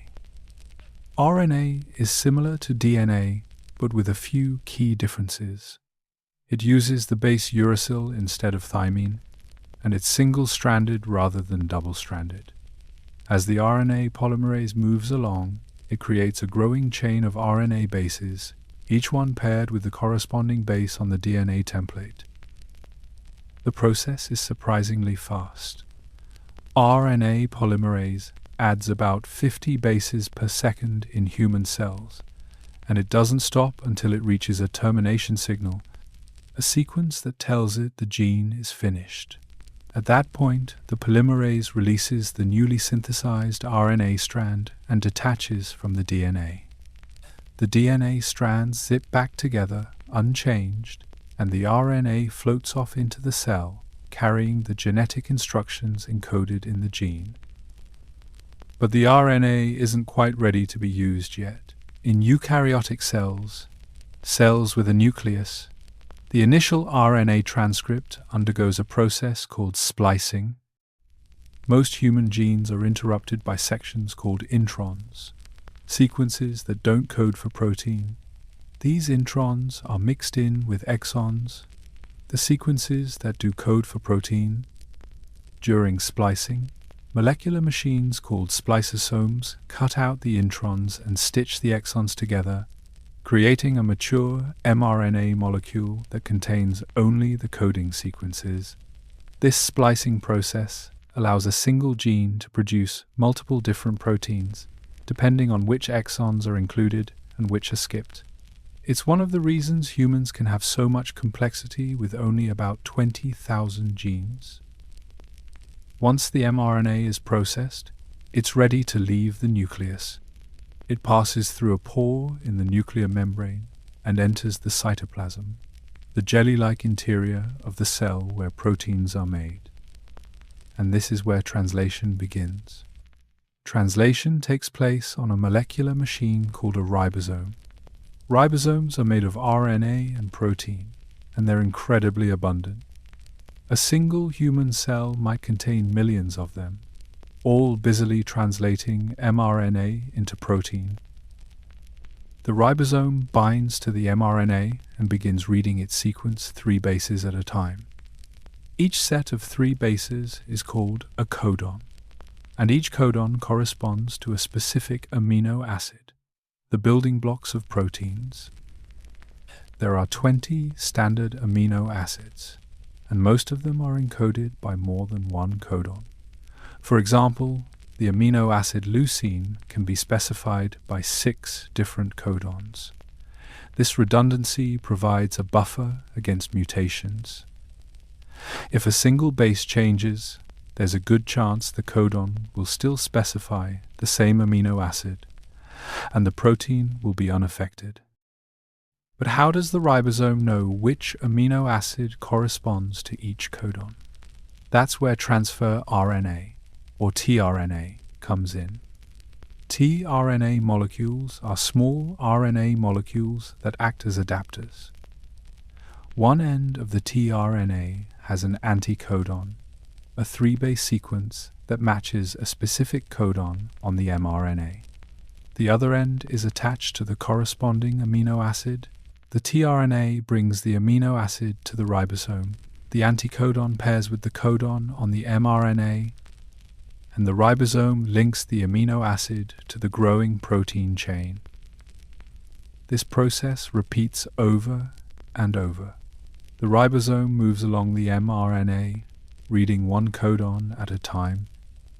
A tRNA arrives, delivers its amino acid, and departs. Another tRNA arrives with the next amino acid. The ribosome links them together, forming a chain. This chain is the protein, and as it grows, it begins to fold into a specific 3-dimensional shape determined by the sequence of amino acids. The shape is critical because a protein's function depends entirely on its structure. An enzyme that doesn't fold correctly won't catalyze reactions. An antibody that misfolds won't recognize its target. Translation continues until the ribosome reaches a stop codon, a 3-base sequence that doesn't code for any amino acid. When the ribosome encounters a stop codon, it releases the completed protein, detaches from the mRNA, and moves on to start translating another message. The entire process, from the start codon to the stop codon, can take anywhere from a few seconds to several minutes, depending on the length of the protein. And here's the remarkable thing. A single mRNA molecule can be translated multiple times. As soon as one ribosome has moved far enough along, another can bind and start translating the same message. In some cases, dozens of ribosomes are attached to a single mRNA, all moving along like beads on a string, all producing copies of the same protein simultaneously. This allows the cell to produce large quantities of a protein very quickly when it's needed. Once the protein is made, it often undergoes further modifications. It might be folded by helper proteins called chaperones. It might have chemical groups attached, such as phosphate groups or sugar chains, which alter its activity or stability. It might be transported to a specific location in the cell guided by signal sequences embedded in its amino acid chain. Some proteins remain in the cytoplasm, others are inserted into membranes. Still others are packaged into vesicles and secreted out of the cell entirely. Every protein has a lifespan. Some proteins are stable and last for days or even weeks. Others are degraded within minutes of being made. The cell constantly monitors its proteins, tagging damaged or misfolded ones for destruction and recycling their amino acids. This turnover ensures that the cell always has fresh, functional proteins and doesn't accumulate broken or obsolete ones. Right now, inside your body, this entire process is happening continuously. Genes are being transcribed into RNA. RNA is being translated into protein. Proteins are folding, modifying, and getting to work.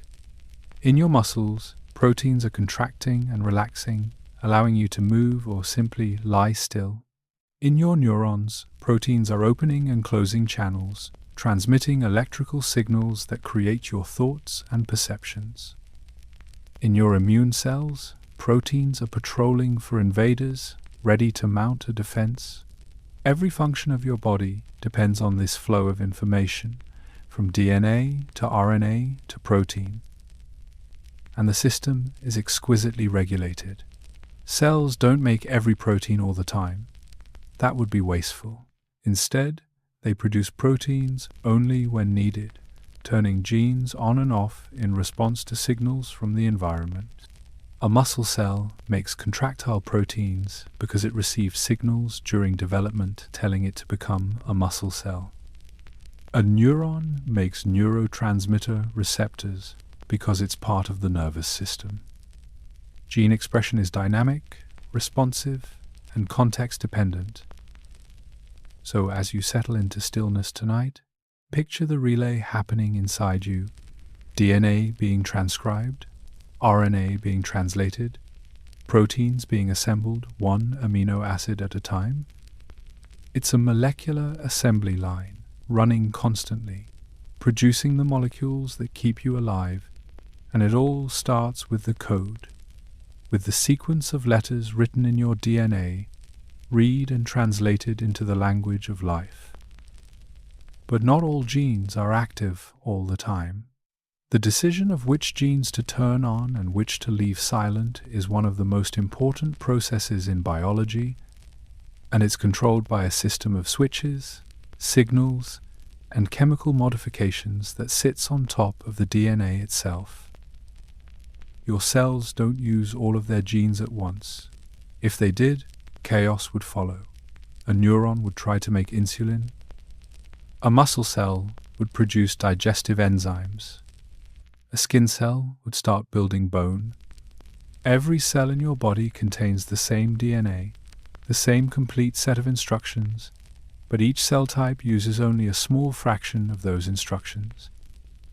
The rest remains silent, turned off, waiting.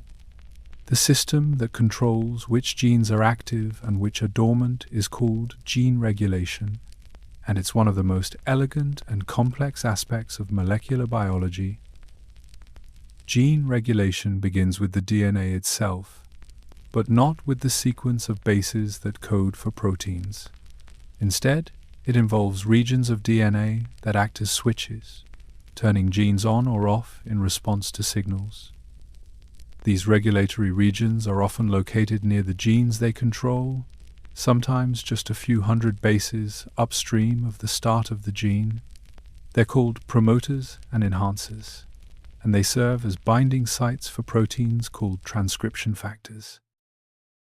Transcription factors are the master controllers of gene expression. They recognize specific DNA sequences, bind to them, and either activate or repress the transcription of nearby genes. Some transcription factors promote the binding of RNA polymerase, the enzyme that copies DNA into RNA, making it easier for the gene to be transcribed. Others block RNA polymerase from binding, preventing transcription. The cell can produce or activate different transcription factors in response to environmental cues, hormonal signals, or developmental programs, allowing it to fine-tune which genes are expressed and when. But gene regulation goes deeper than just turning genes on or off. There's another layer, a system of chemical modifications that can affect gene expression without changing the DNA sequence itself. This is called epigenetics, and it's one of the most exciting and rapidly evolving fields in modern biology. Epigenetic changes are like annotations written in the margins of a book. The text itself doesn't change, but the notes influence how the text is read and interpreted. One of the most common epigenetic modifications is DNA methylation. This is when a small chemical group, a methyl group, is attached to a cytosine base in the DNA. Methylation typically occurs at sites where a cytosine is followed by a guanine, often abbreviated as CpG sites. When a gene's promoter region is heavily methylated, it's usually silenced. The methyl groups physically block transcription factors from binding, and they also attract proteins that compact the DNA, making it inaccessible to the transcription machinery. Methylation is like putting a lock on a gene, preventing it from being expressed. But methylation isn't permanent. Enzymes can remove methyl groups, unlocking genes and allowing them to be transcribed again. This dynamic addition and removal of methyl groups allows cells to respond to changing conditions. For example, when you experience chronic stress, certain genes involved in the stress response can become demethylated, making them easier to activate. Over time, this can lead to persistent changes in how your body responds to stress, even after the original stressor is gone. It's one way that experience can leave a lasting mark on your biology. Another major form of epigenetic regulation involves histones, the proteins that DNA wraps around. Remember, your DNA isn't floating freely inside the nucleus. It's coiled around histones like thread on spools, forming structures called nucleosomes. Histones can be chemically modified in dozens of different ways. Acetyl groups can be added, making the DNA less tightly bound and easier to transcribe. Methyl groups can be added to histones as well, sometimes activating genes and sometimes silencing them, depending on where the modification occurs. Phosphate groups, ubiquitin tags, and other modifications all play roles in regulating how accessible the DNA is. These histone modifications form a complex code, sometimes called the histone code, that influences gene expression across large regions of the genome. If a region is marked with activating modifications, it's more likely to be transcribed. If it's marked with silencing modifications, it remains quiet. The cell reads this code and adjusts its gene expression accordingly. And just like DNA methylation, histone modifications can change in response to environmental signals, diet, stress, and even sleep. Sleep, in fact, plays a surprisingly important role in epigenetic regulation. Studies have shown that sleep deprivation can alter DNA methylation patterns and histone modifications, particularly in genes involved in stress response, metabolism, and immune function. When you don't get enough sleep, certain genes become dysregulated, their expression levels shifting away from the optimal range. Over time, chronic sleep deprivation can lead to persistent epigenetic changes that increase the risk of obesity, diabetes, cardiovascular disease, and mental health disorders. Sleep isn't just rest. It's a period when your cells recalibrate their gene expression, resetting the epigenetic marks that control which genes are active and which are silent. Epigenetics also explains how identical twins, who share the same DNA sequence, can develop different traits and different susceptibilities to disease. At birth, Twins have nearly identical epigenetic profiles. But as they age, as they experience different environments, different diets, different stresses, their epigenetic marks begin to diverge. One twin might develop asthma while the other doesn't, not because of a difference in their DNA, but because of differences in which genes are turned on or off. Epigenetics is the bridge between genetics and environment, the mechanism by which experience shapes biology. And here's something remarkable. Some epigenetic changes can be passed down to the next generation. This is called transgenerational epigenetic inheritance, and it's a controversial and still debated topic in biology. In some organisms, such as plants and worms, it's well established that epigenetic marks can be transmitted from parent to offspring, affecting the expression of genes without altering the DNA sequence. In mammals, including humans, the evidence is less clear, but there are hints that certain epigenetic modifications, particularly those related to stress and nutrition, might be heritable. Is less than #0. 7# is greater than. For example, studies have shown that children of parents who experienced famine or severe trauma sometimes show altered gene expression patterns and increased susceptibility to certain diseases, even though they never experienced the trauma themselves. The idea is that the parents' experiences left epigenetic marks on their DNA, and those marks were somehow transmitted to their children.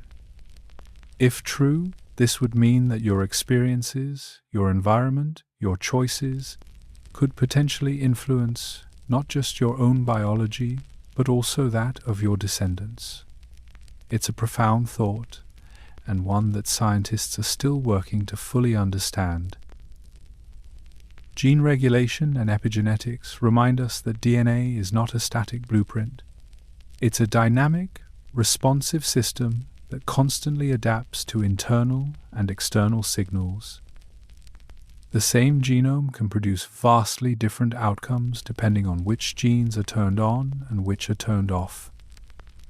A skin cell and a neuron have the same DNA, but they look and function completely differently because they express different subsets of genes. An organism raised in a stressful environment might have different epigenetic marks than one raised in a nurturing environment, even if their DNA sequences are identical. This flexibility is essential for life. It allows organisms to respond to changing conditions, to develop specialized cell types, to remember past experiences at a molecular level. But it also means that biology is never purely determined by genetics. Your DNA sets the range of possibilities, but gene regulation and epigenetics determine which possibilities are realized. Nature and nurture aren't separate forces.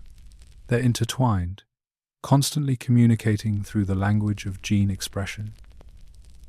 So tonight, as you lie in the quiet, think about the switches being flipped inside your cells, transcription factors binding to DNA, methyl groups being added or removed, histones being modified. It's happening constantly, in every cell, shaping which genes are active and which are silent. And as you sleep, as your body rests, those switches are being reset, your gene expression patterns recalibrated, preparing you for another day. But not all of your DNA is involved in making proteins or regulating genes. In fact, the vast majority of your genome doesn't seem to do much of anything, at least not in the traditional sense. This so-called junk DNA was once dismissed as evolutionary leftovers, but scientists are now discovering that it might be far more important than anyone suspected. Here's a strange fact. Only about 2% of your DNA actually codes for proteins. 2%. That means the other 98%, the vast majority of your genome, doesn't contain instructions for making the molecules that do most of the work in your cells. For decades, scientists looked at this non-coding DNA and called it junk. They assumed it was evolutionary debris, leftover fragments from millions of years of mutation and natural selection, carried along simply because it wasn't harmful enough to be removed. But that view has changed dramatically in recent years. We now know that much of this so-called junk DNA is anything but useless. It serves crucial regulatory functions, helps organize the three-dimensional structure of chromosomes, and plays roles in processes we're only beginning to understand. The genome is far more than just a collection of genes. It's an intricate landscape of sequences that control when, where, and how those genes are expressed, and the non-coding regions are essential to making that control possible. Let's start with the regions between genes, sometimes called intergenic DNA. These stretches can be enormous, sometimes hundreds of thousands of base pairs long, separating one gene from the next. At first glance, they seem empty, devoid of useful information, but look closer and you'll find regulatory elements scattered throughout. Enhancers, for example, are short DNA sequences that can be located far away from the genes they control, sometimes millions of base pairs distant. When transcription factors bind to an enhancer, the DNA loops around, bringing the enhancer into contact with the gene's promoter. This looping allows the enhancer to activate the gene, even from a great distance. Without these intergenic enhancers, many genes wouldn't be expressed properly. Then there are introns, the sequences within genes that get spliced out during RNA processing. Introns don't end up in the final mRNA, so they don't directly contribute to the protein, but they're not useless. Introns can contain regulatory elements that affect how the gene is spliced, determining which exons are included in the final mRNA. Alternative splicing, where different combinations of exons are joined together, allows a single gene to produce multiple different proteins. This is one reason humans can be so complex with only about 20,000 genes. Many of those genes produce more than one protein, thanks to the regulatory information hidden in introns. Some non-coding DNA is transcribed into RNA but never translated into protein. These are called non-coding RNAs, and they come in many varieties. MicroRNAs are short RNA molecules that bind to messenger RNAs and either block their translation or mark them for degradation. A single microRNA can regulate hundreds of different genes, fine-tuning their expression levels. Long non-coding RNAs, or LNC RNAs, are longer transcripts that can interact with DNA, RNA, or proteins, influencing gene expression in complex ways. Some LNC RNAs help organize the structure of chromosomes. Others guide enzymes to specific locations in the genome, directing where epigenetic modifications should be placed. Then there are the remnants of ancient viral infections. About 8% of the human genome consists of sequences called endogenous retroviruses, or ERVs. These are the fossilized remains of viruses that infected our ancestors millions of years ago. Retroviruses insert their genetic material into the host's DNA, and if that insertion happens in a sperm or egg cell, the viral DNA gets passed on to the next generation. Over time, mutations accumulate, and the viral sequences lose their ability to produce functional viruses. But they remain in the genome, carried along through countless generations.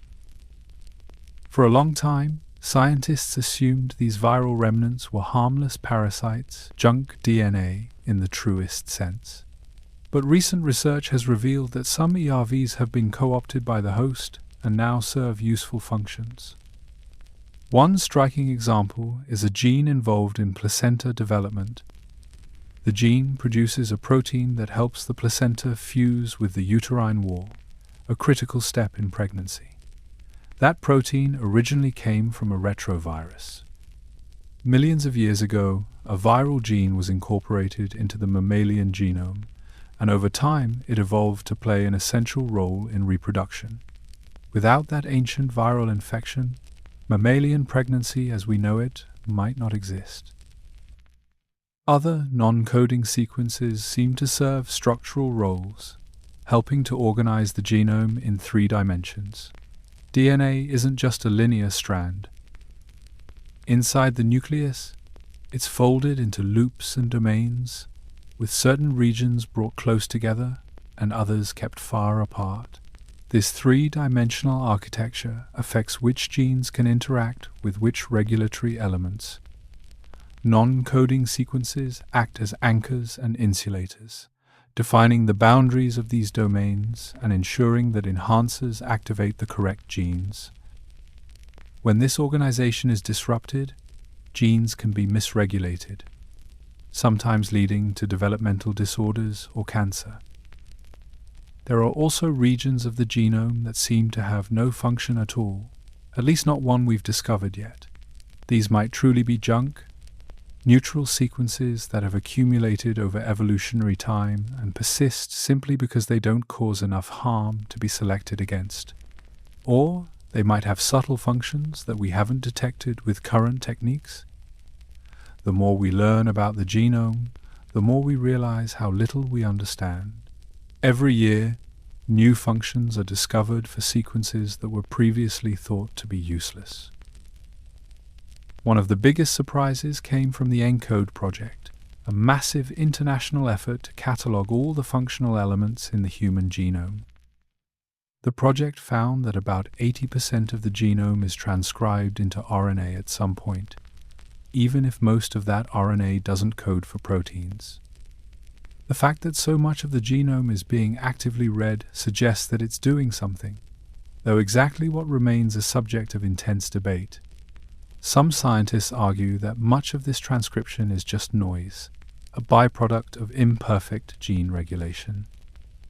Others believe it represents a vast, mostly unexplored layer of functional complexity. What's clear is that the old model of the genome, genes separated by stretches of meaningless junk, is far too simplistic. The genome is more like a dense, multi-layered document, where every page contains not just the main text, but also annotations, footnotes, cross-references, and structural markers. Some of these elements are essential, others are vestigial or redundant, and some we simply don't understand yet. Non-coding DNA also plays a role in evolution. Because these sequences aren't under the same strict constraints as protein-coding genes, they can mutate more freely.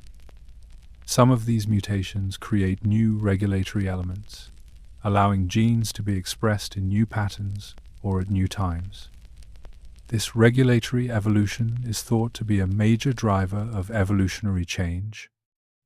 2 species might have very similar genes, but differences in their non-coding DNA can lead to differences in when and where those genes are turned on, producing dramatically different body plans or behaviors. For example, humans and chimpanzees share about 99% of their protein-coding genes. The differences in our bodies and brains don't come primarily from having different genes. They come from differences in gene regulation, from changes in the non-coding sequences that control when and where genes are expressed. A small change in an enhancer can shift the timing of brain development, increase the size of certain brain regions, or alter the production of neurotransmitters. These regulatory changes, accumulating over millions of years, are what made us human. So the next time you hear someone refer to junk DNA, remember that the term is misleading. Much of the non-coding genome is functional, and even the parts that aren't directly functional may play important evolutionary roles. The genome is not a tidy, efficient instruction manual. It's a sprawling, messy archive full of old drafts, abandoned projects, and repurposed fragments. But that messiness is part of what makes it powerful. It provides raw material for evolution, space for regulatory complexity, and a buffer against harmful mutations. Tonight, as you drift towards sleep, think about the hidden layers of your genome, the regulatory elements scattered between genes, the non-coding RNA's fine-tuning expression, the viral remnants that have become essential, the structural sequences organizing chromosomes in 3 dimensions. It's all there, woven into the fabric of your DNA, mostly invisible but always working. The genome is not just a list of genes. It's an ecosystem, a complex network of sequences interacting in ways we're only beginning to comprehend.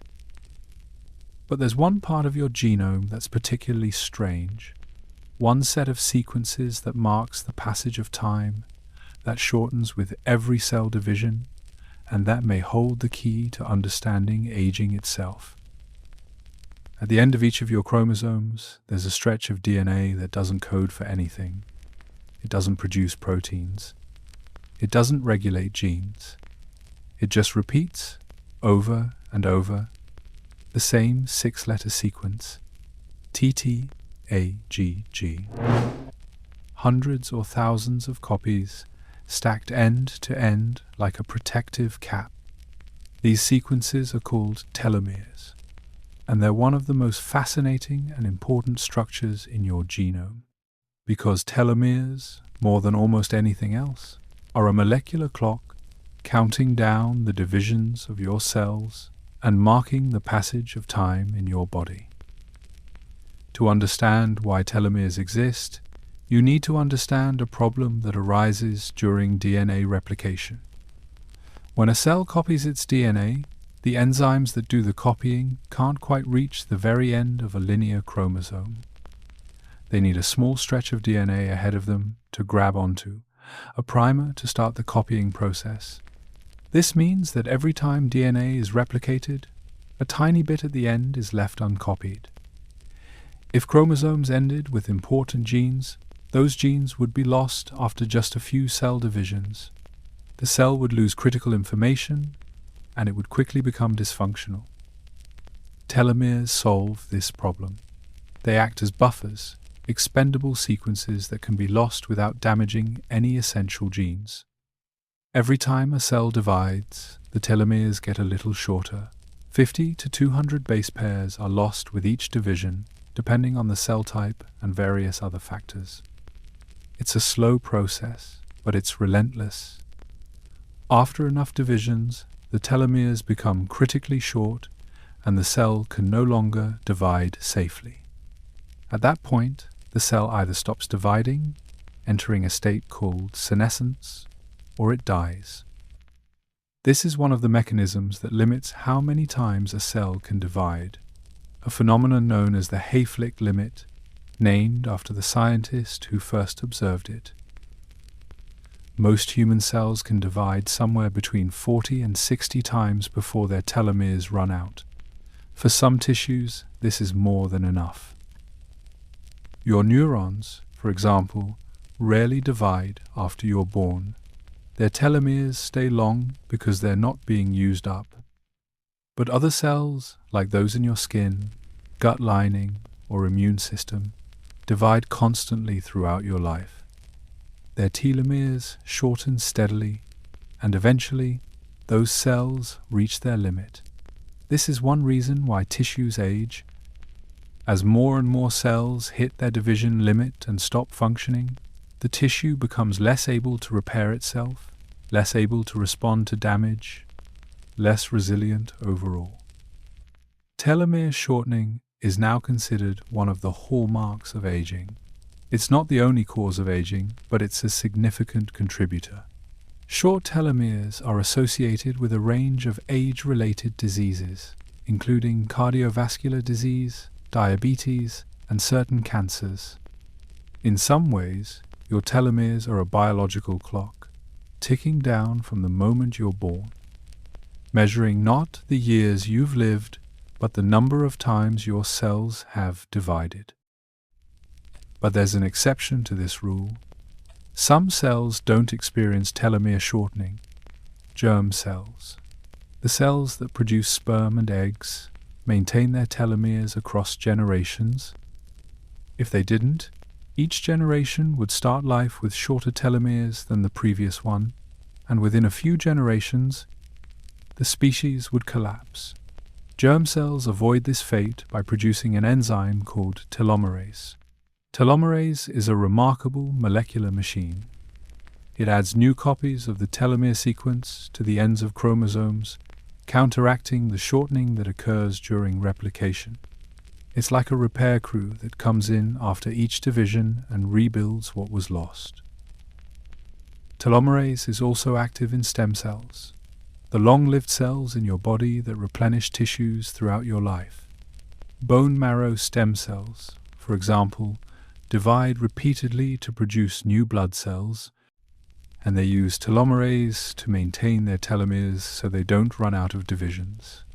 But in most adult somatic cells, the cells that make up your organs and tissues, telomerase is turned off. These cells age, they accumulate divisions, their telomeres shorten, and eventually they stop. Interestingly, cancer cells often reactivate telomerase. One of the defining features of cancer is uncontrolled cell division, and in order to divide indefinitely, cancer cells need to solve the telomere problem.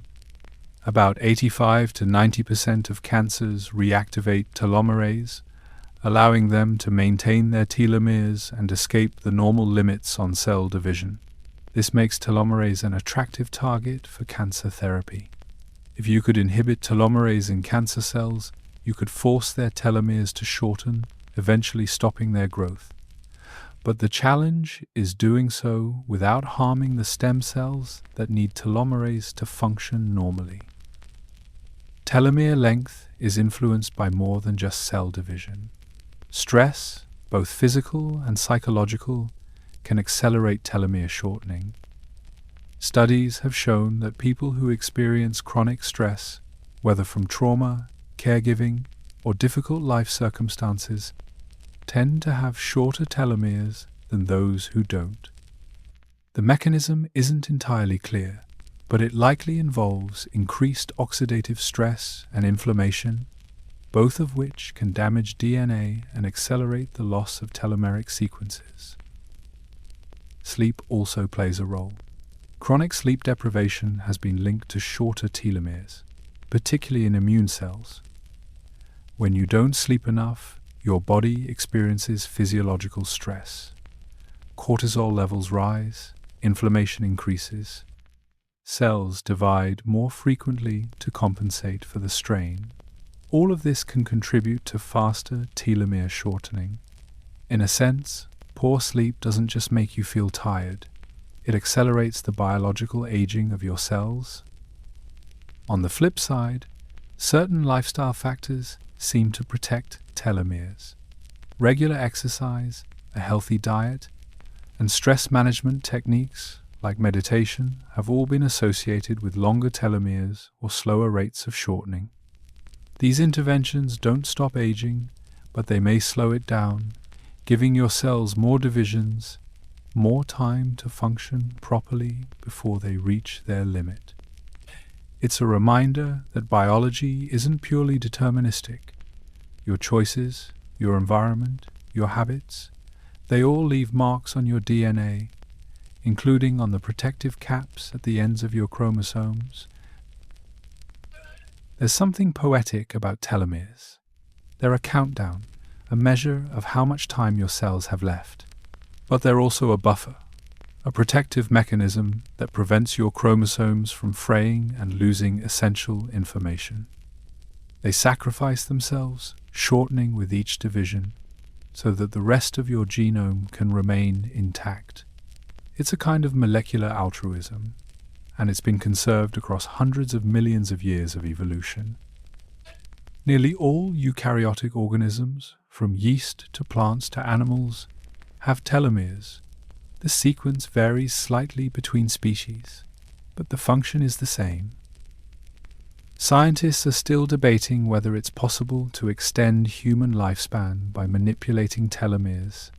Some research suggests that activating telomerase in adult cells could slow or reverse aging. Mice, engineered to express high levels of telomerase, live longer and show fewer signs of age-related decline. But there's a catch. As mentioned earlier, telomerase activation is also a hallmark of cancer. Extending telomeres might give cells more divisions, but it could also increase the risk that some of those cells become cancerous.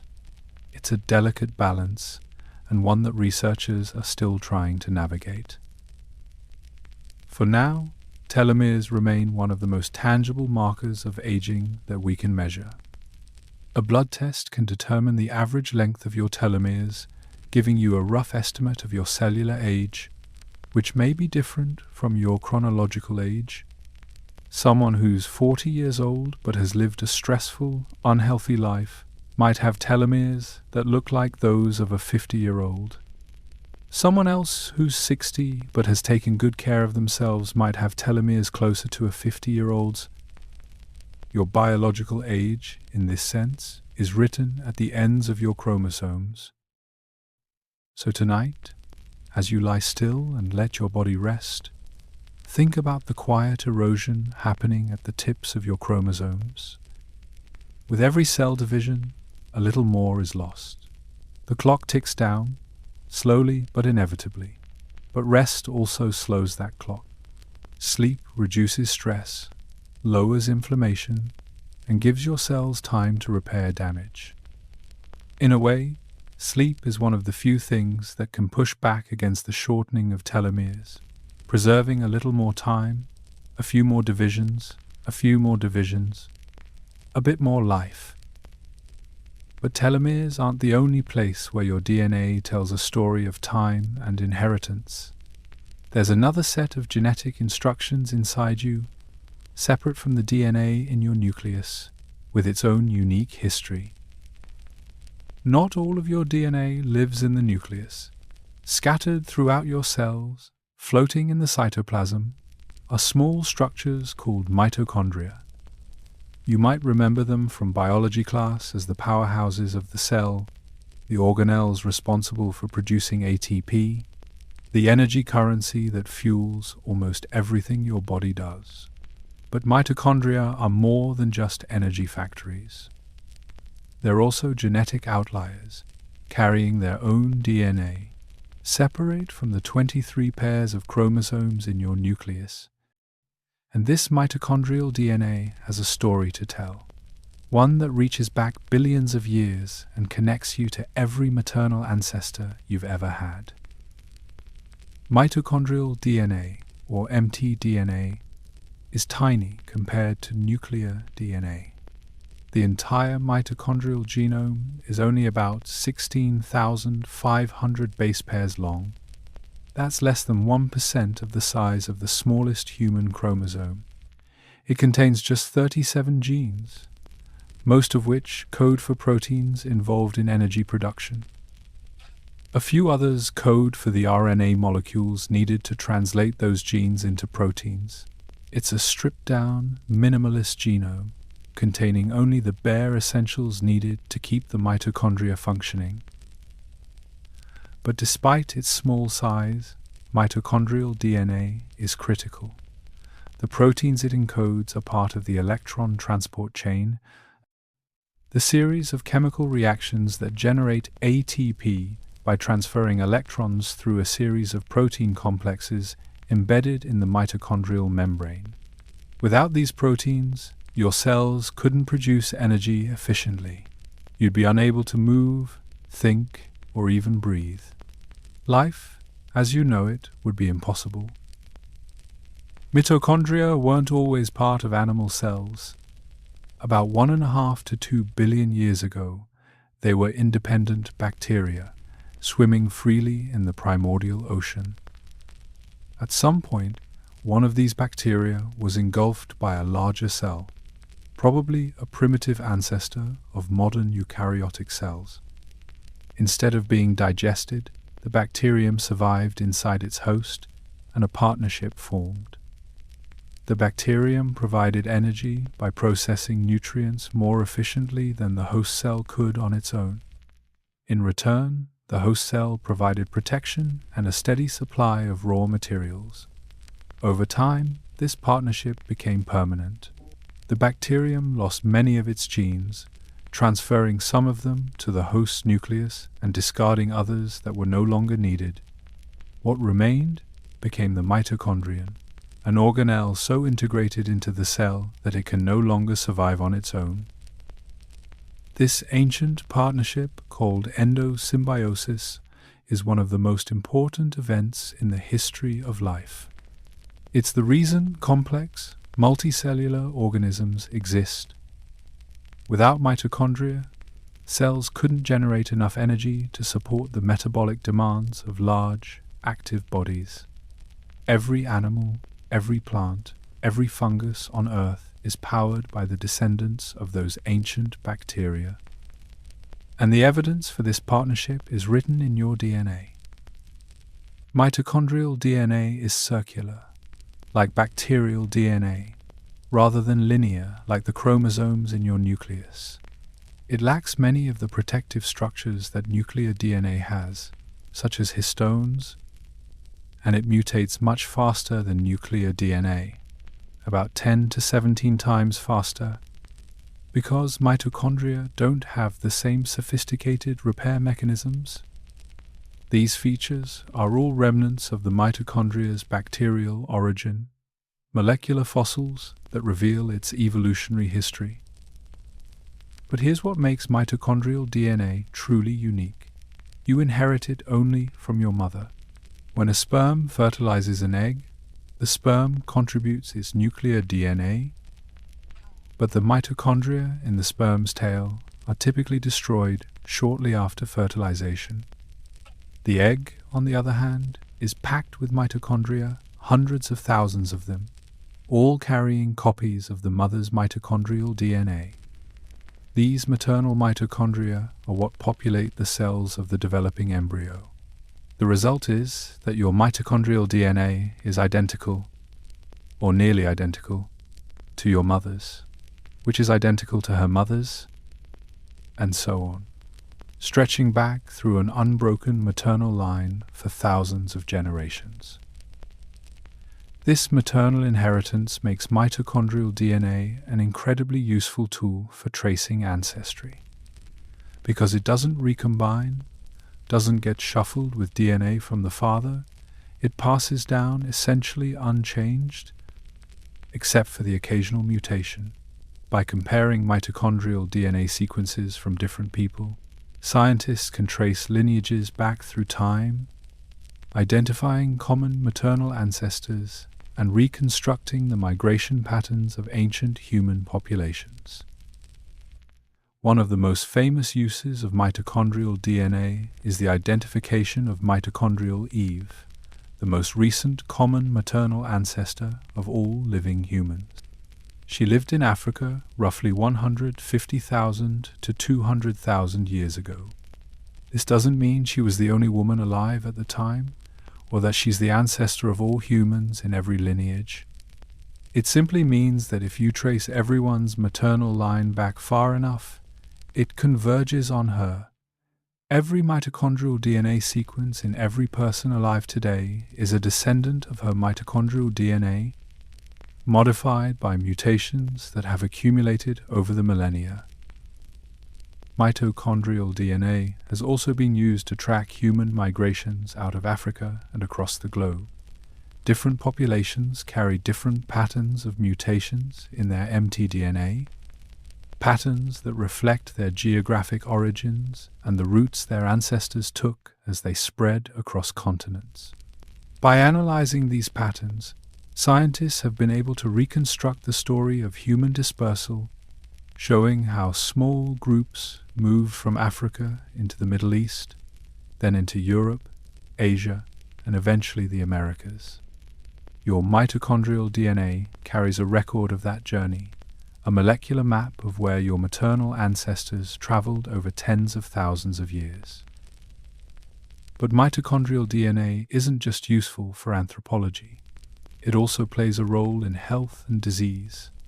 Because mitochondria are responsible for energy production, mutations in mitochondrial DNA can have serious consequences. Some mutations disrupt the function of the electron transport chain, reducing the cell's ability to produce ATP. Tissues with high energy demands, like muscles, nerves, and the heart, are particularly vulnerable. Mitochondrial diseases can cause muscle weakness, neurological problems, heart failure, and developmental delays. Because mtDNA is inherited maternally, these diseases often run in families along the maternal line.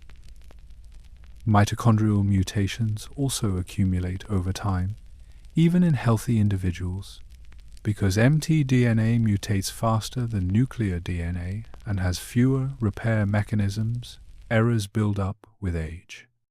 Some scientists believe that this accumulation of mitochondrial mutations contributes to aging, reducing the efficiency of energy production and increasing oxidative stress. The mitochondria become less effective at their job, and cells struggle to meet their energy needs. This decline in mitochondrial function is thought to play a role in age-related diseases, including neurodegenerative disorders like Parkinson's and Alzheimer's. Interestingly, lifestyle factors can influence mitochondrial health. Exercise, for example, stimulates the production of new mitochondria, a process called mitochondrial biogenesis. Regular physical activity can increase the number and efficiency of mitochondria in your cells, improving your overall energy production and resilience. Sleep also plays a role. During sleep, cells clear out damaged mitochondria through a process called mitophagy, a form of cellular housekeeping that removes dysfunctional organelles and recycles their components. Without adequate sleep, this cleanup process is impaired and damaged mitochondria accumulate, contributing to cellular stress and fatigue. So when you feel tired, when your energy is low, part of what you're experiencing is mitochondrial. Your cells aren't producing ATP as efficiently as they could. Your mitochondria might be damaged, overworked, or simply too few in number. And while rest won't fix genetic mitochondrial diseases, it does give your cells the time they need to clear out the damaged mitochondria and maintain the healthy ones. Sleep is, in a sense, mitochondrial maintenance. There's something profound about carrying your mother's mitochondrial DNA. It's a direct, unbroken link to the women who came before you. Your grandmother, her mother's mother, stretching back through countless generations, all the way to the earliest humans and beyond, to the first eukaryotic cells that formed a partnership with ancient bacteria. That partnership, that ancient symbiosis, is still alive in every cell of your body. Your mitochondria are the descendants of those bacteria, and their DNA is a living record of that relationship. Tonight, as you rest, think about the energy being produced inside you.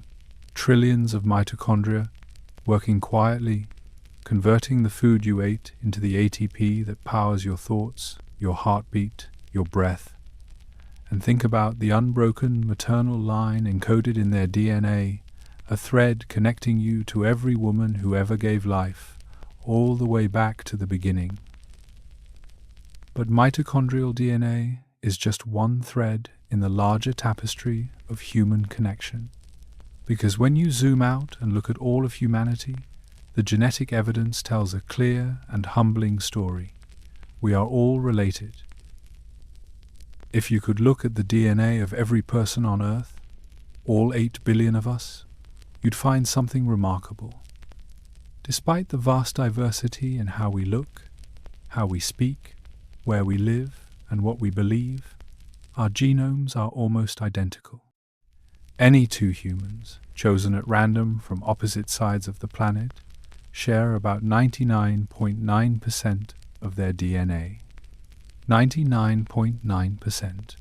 All the variation you see, every different face, every different skin tone, every different height and build, all of it comes from just 0.1% of the genome. That 0.1% amounts to about 3 million base pairs out of 3 billion. 3 million sounds like a lot, but in the context of the entire genome, it's tiny. And even those 3 million differences aren't evenly distributed. Most of the variation exists within populations, not between them. If you compare two people from the same country, the same city, even the same family, you'll find nearly as much genetic variation as you would comparing people from different continents. The idea that humanity can be divided into distinct genetic races is not supported by the data. At the molecular level, we're all far more similar than we are different. This high degree of similarity is unusual. Most species show much more genetic diversity than humans do. Chimpanzees, for example, have about twice as much genetic variation as we do, despite having a much smaller population. The reason for our low diversity goes back to a population bottleneck that occurred sometime between 50,000 and 100,000 years ago. During this period, the human population shrank dramatically, possibly to as few as 10,000 individuals. The cause is still debated. It might have been a volcanic eruption, a climate shift, or some other catastrophic event. But whatever the reason, only a small group of humans survived, and all of us alive today are descended from them. When a population shrinks like that, genetic diversity is lost, rare variants disappear, the gene pool becomes smaller, more homogeneous, and even as the population rebounds and grows, it takes a very long time for new mutations to accumulate and for diversity to return. Humans simply haven't been around long enough, in evolutionary terms, to regain the level of diversity that existed before the bottleneck. We're a young species, genetically speaking, and we're all very closely related. Genetic studies have confirmed what anthropologists have known for decades. Modern humans, Homo sapiens, originated in Africa roughly 200,000 to 300,000 years ago.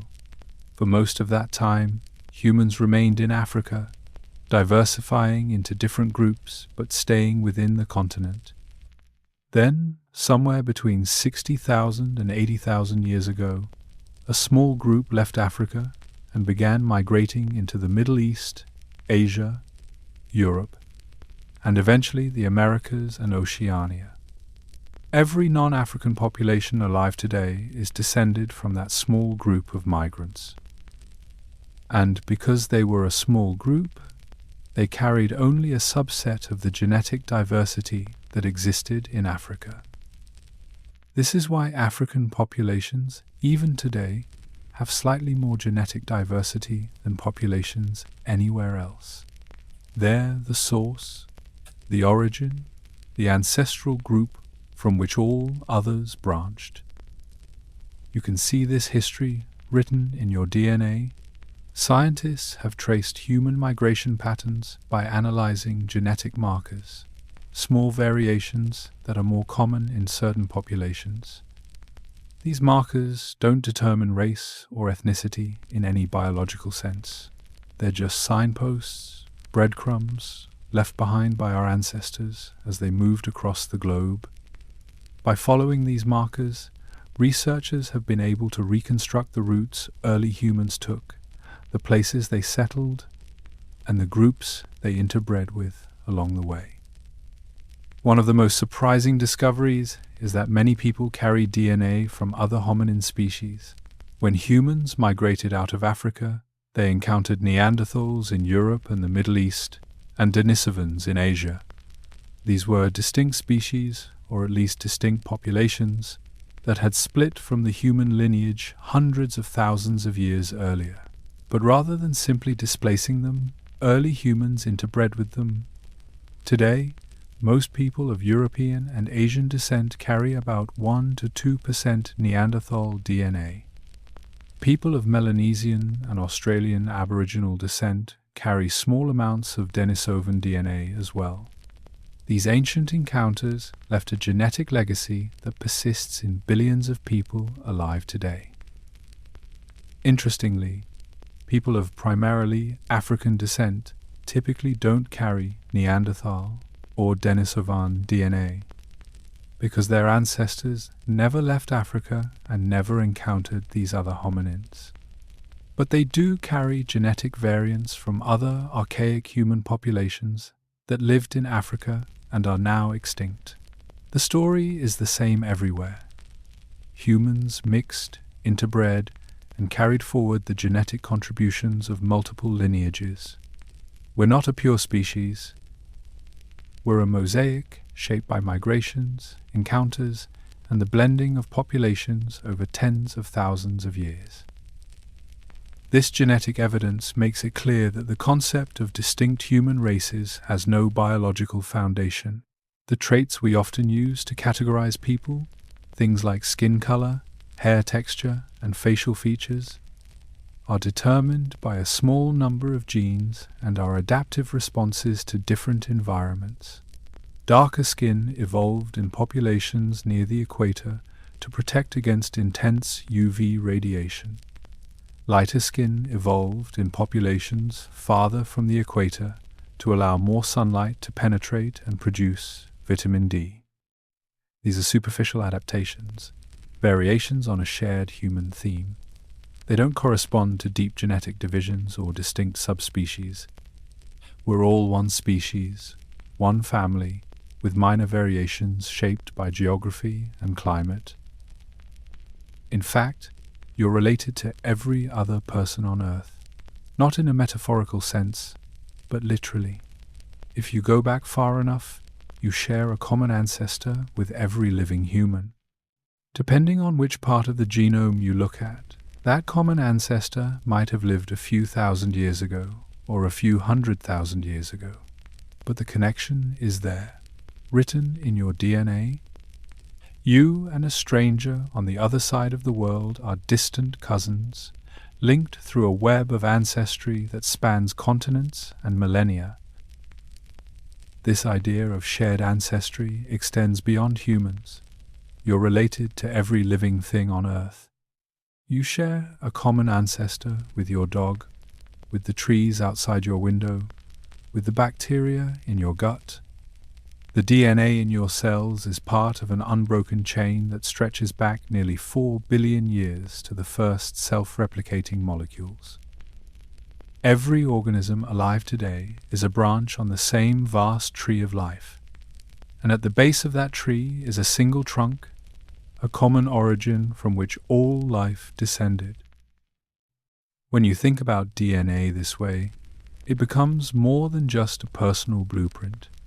It's a record of connection, a molecular proof that we're all part of something larger. The differences between us, the variations that make each person unique, are real and meaningful. They shape our experiences, our identities, our health, but they're tiny compared to what we share. The vast majority of your genome is identical to the genome of every other human, and much of it is shared with other species as well. You are unique, yes, but you're also universal. You're a singular expression of patterns that have been repeated, with variation, across billions of organisms over billions of years. This perspective doesn't erase individuality, it enriches it. Knowing that you're connected to everyone and everything doesn't diminish who you are. It places you in context, in a story that's larger and older than any single life. Your DNA is your own, but it's also a gift from your ancestors, a legacy passed down through countless generations.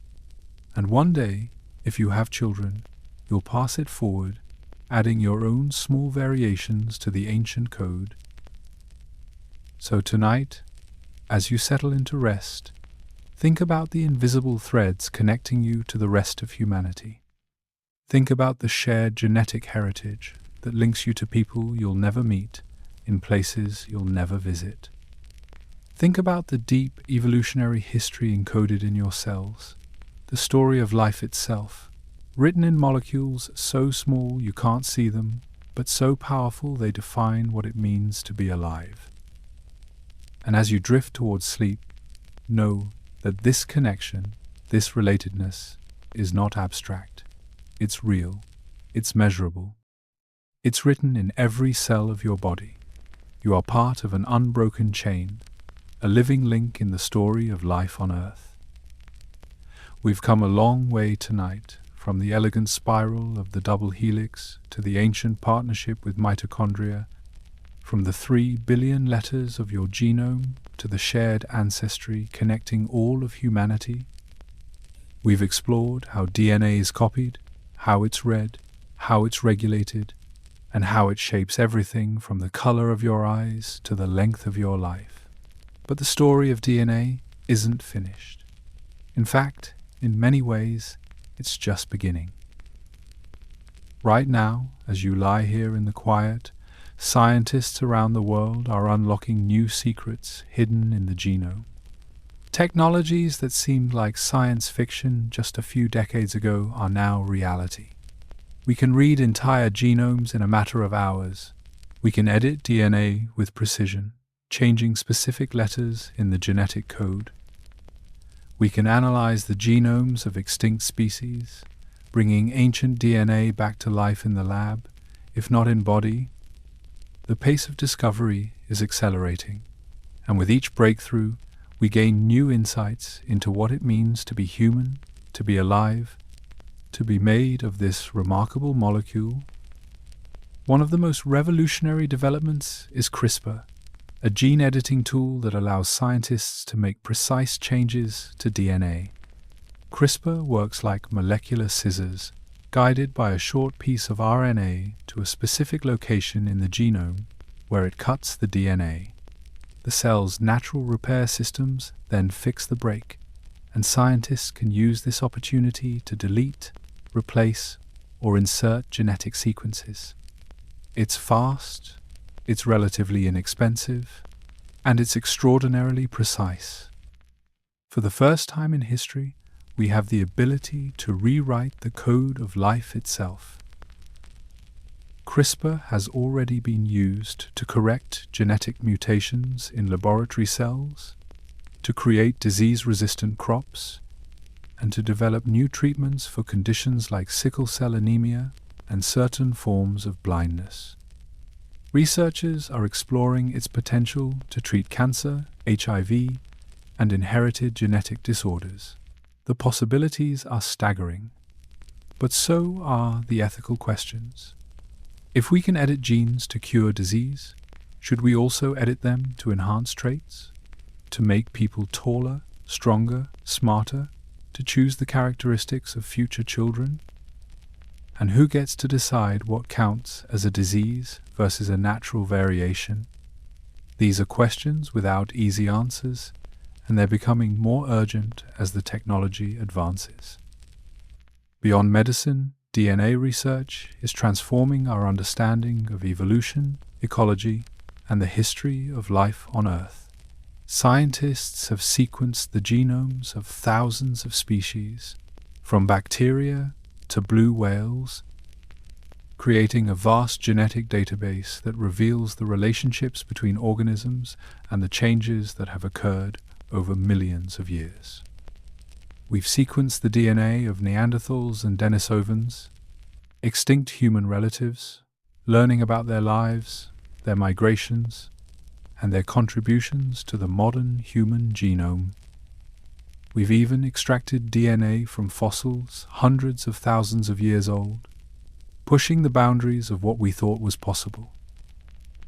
This explosion of genetic information has also led to the rise of personalized medicine, the idea that treatments can be tailored to an individual's unique genetic profile. Your genome influences how you metabolize medications, how you respond to infections, and your risk of developing certain diseases.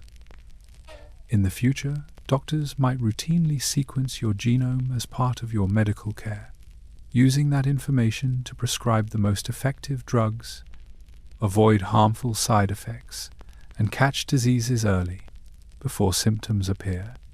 Some of this is already happening. Cancer treatments are increasingly guided by the genetic mutations present in a tumor, allowing doctors to choose therapies that target those specific changes.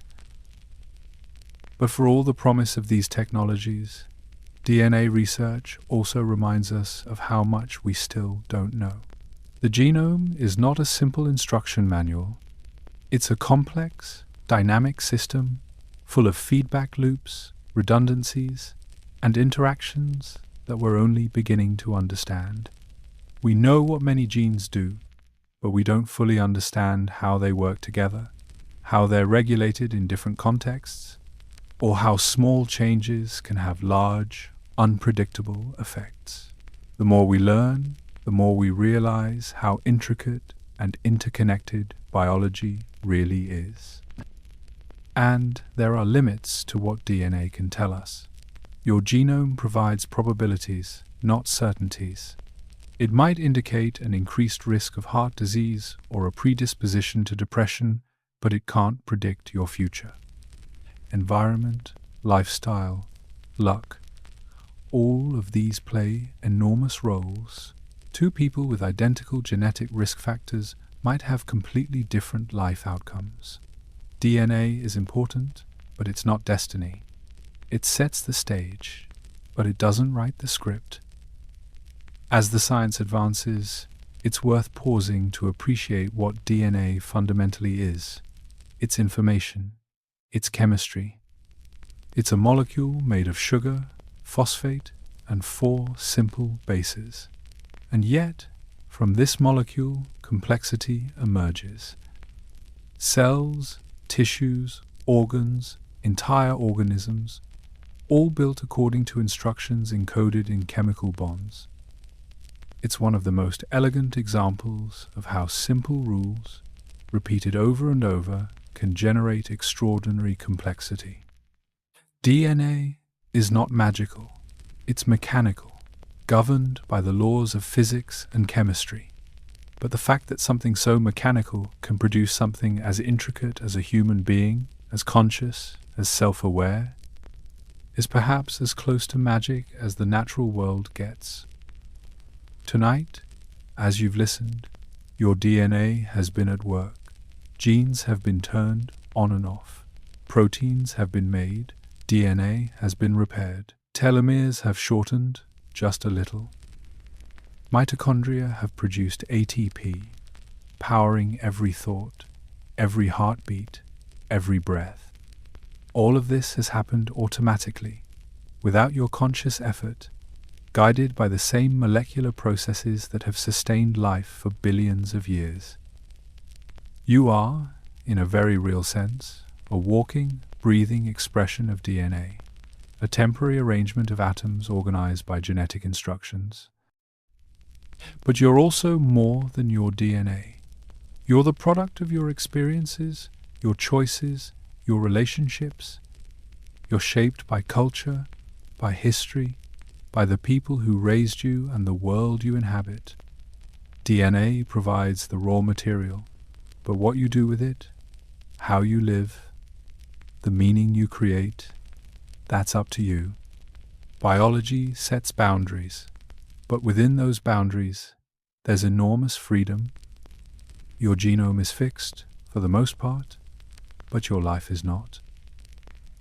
So, as you close your eyes and let sleep take over, take a moment to marvel at the quiet work happening inside you. The molecular machines reading your DNA, the enzymes repairing damage, the cells dividing and differentiating and dying and being replaced. It's a symphony playing in the dark, conducted by an ancient code, improvising in response to signals from your body and your environment.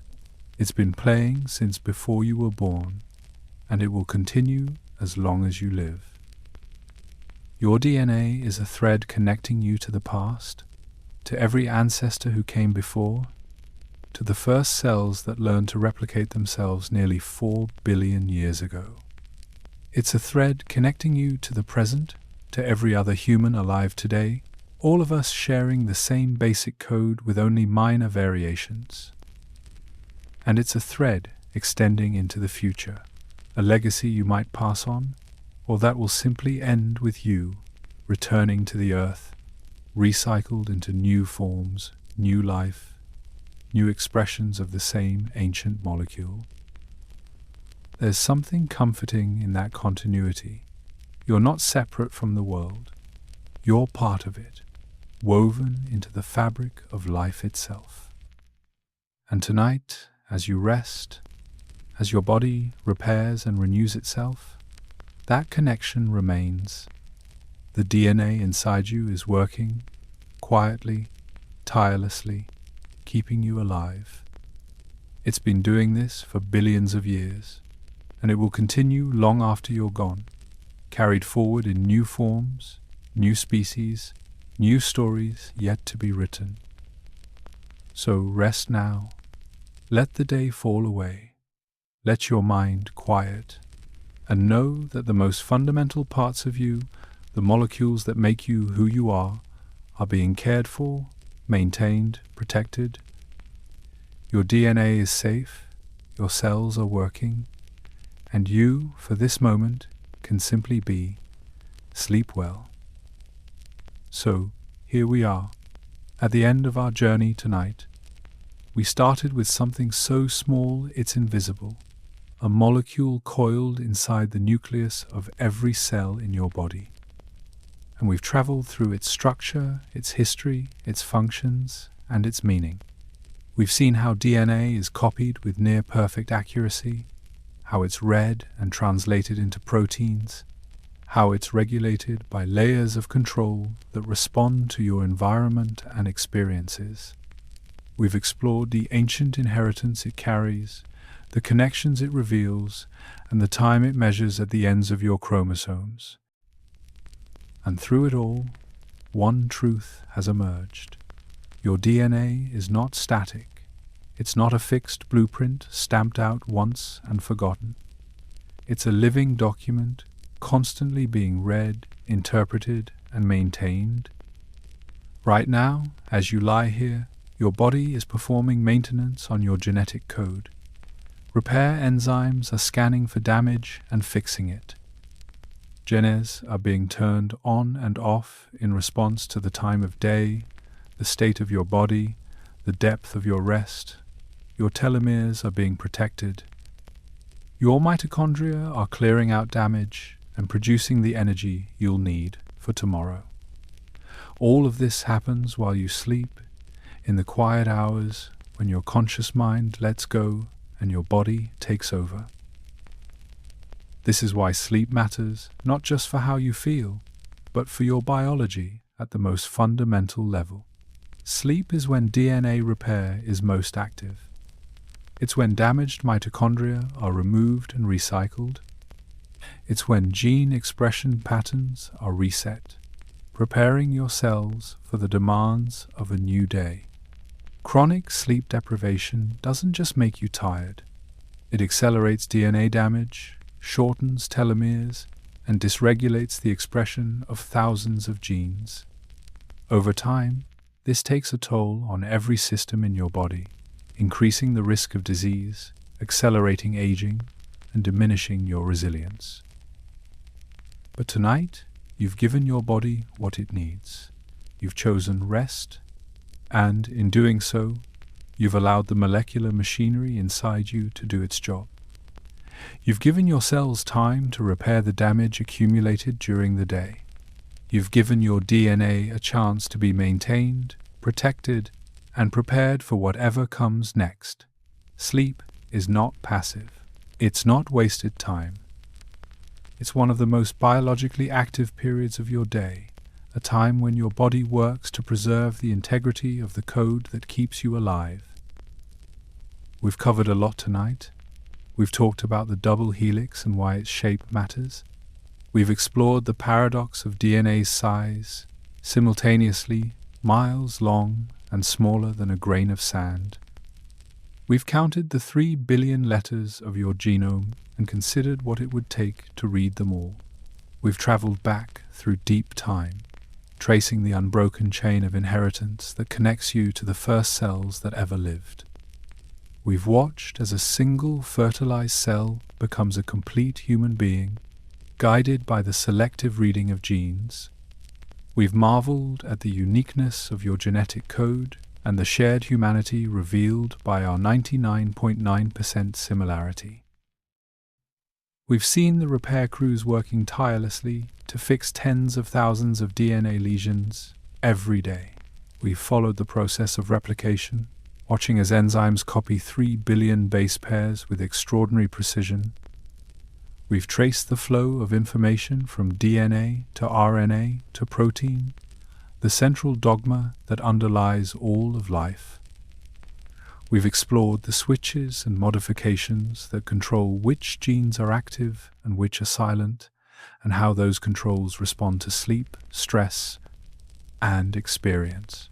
We've delved into the vast stretches of non-coding DNA, once dismissed as junk but now recognized as essential for regulation and structure. We've examined the telomeres at the ends of your chromosomes, molecular clocks counting down the divisions of your cells and marking the passage of biological time. We've discovered the mitochondria, ancient bacterial partners carrying their own DNA, powering every cell and connecting you through an unbroken maternal line to the deep past. We've recognized our shared genetic heritage, the evidence written in our DNA that all humans are closely related, all descended from a small population that lived in Africa hundreds of thousands of years ago. And we've looked toward the future, toward the technologies and questions that will shape how we understand and interact with the genome in the years to come. But more than facts and figures, more than molecular mechanisms and evolutionary history, tonight has been about perspective. It's been about seeing yourself not as separate from nature, but as an expression of it. You are not just a body that happens to contain DNA. You are, in many ways, what DNA does when given the right conditions. You're a temporary arrangement of molecules, organized according to ancient instructions, alive and aware for a brief moment in the vast sweep of time. And that's not diminishing. It's not reductionist. If anything, it's awe-inspiring. The fact that a molecule made of sugar and phosphate and 4 simple bases can encode the instructions for building something as complex as you, something capable of thought and emotion and wonder, is extraordinary. The fact that this molecule has been copying itself, mutating, evolving, and adapting for nearly 4 billion years, surviving mass extinctions and climate shifts and countless challenges, is a testament to its resilience and elegance. Your DNA connects you to everything, to your parents and grandparents and ancestors stretching back through time, to every other human alive today, all of us variations on the same theme, to every living thing on earth, all of us branches on the same tree of life. You are part of an unbroken chain, a living link in a story that began long before you were born and will continue long after you're gone. But you're also unique. The specific sequence of bases in your genome has never existed before and will never exist again. The combination of genes you inherited, the mutations you carry, the epigenetic marks shaped by your experiences, all of it makes you irreplaceable. You're both universal and singular, connected and individual, ancient and new. That paradox is written into your DNA, and it's part of what makes being human so complex and so fascinating. So as you drift deeper into sleep now, let go of the details. You don't need to remember every fact, every process, every number. What matters is the feeling, the sense of wonder, the quiet appreciation for the invisible machinery working inside you. Your DNA is there, coiled in the nucleus of every cell, being read and copied and maintained. It's doing what it's done for billions of years, keeping life going, one molecule at a time. And tomorrow, when you wake, that work will continue. Your cells will keep dividing, your genes will keep being expressed, your proteins will keep doing their jobs. The DNA inside you will keep adapting, responding, persisting. It's been doing this since before you were born, and it will do it until your final day. You don't have to think about it. You don't have to manage it. It just happens, automatically, perfectly, quietly. Before you go, if this journey into the molecular world brought you some peace, some curiosity, or just a little bit of wonder, consider liking this video. Subscribe if you'd like more calm nights exploring the science of being alive, and leave a comment. Tell me what surprised you most tonight. Tell me what you're thinking about as you drift off. Tell me where in the world you're listening from, and whether you'll look at your own body a little differently now, knowing what's happening inside it, invisible but essential. Tonight, you've been reminded of something profound. You are not separate from the universe. You are made of it. Your DNA is stardust organized into code, atoms forged in ancient stars, now arranged in a pattern that thinks and feels and wonders. And tonight, that pattern is resting, repairing, renewing itself. So rest well, sleep deeply, and trust that the oldest, most fundamental part of you is being cared for, maintained by processes older than mountains, older than oceans, older than the ground beneath your feet. You are DNA, and DNA, after billions of years, is still here, still working, still creating, still alive. Good night,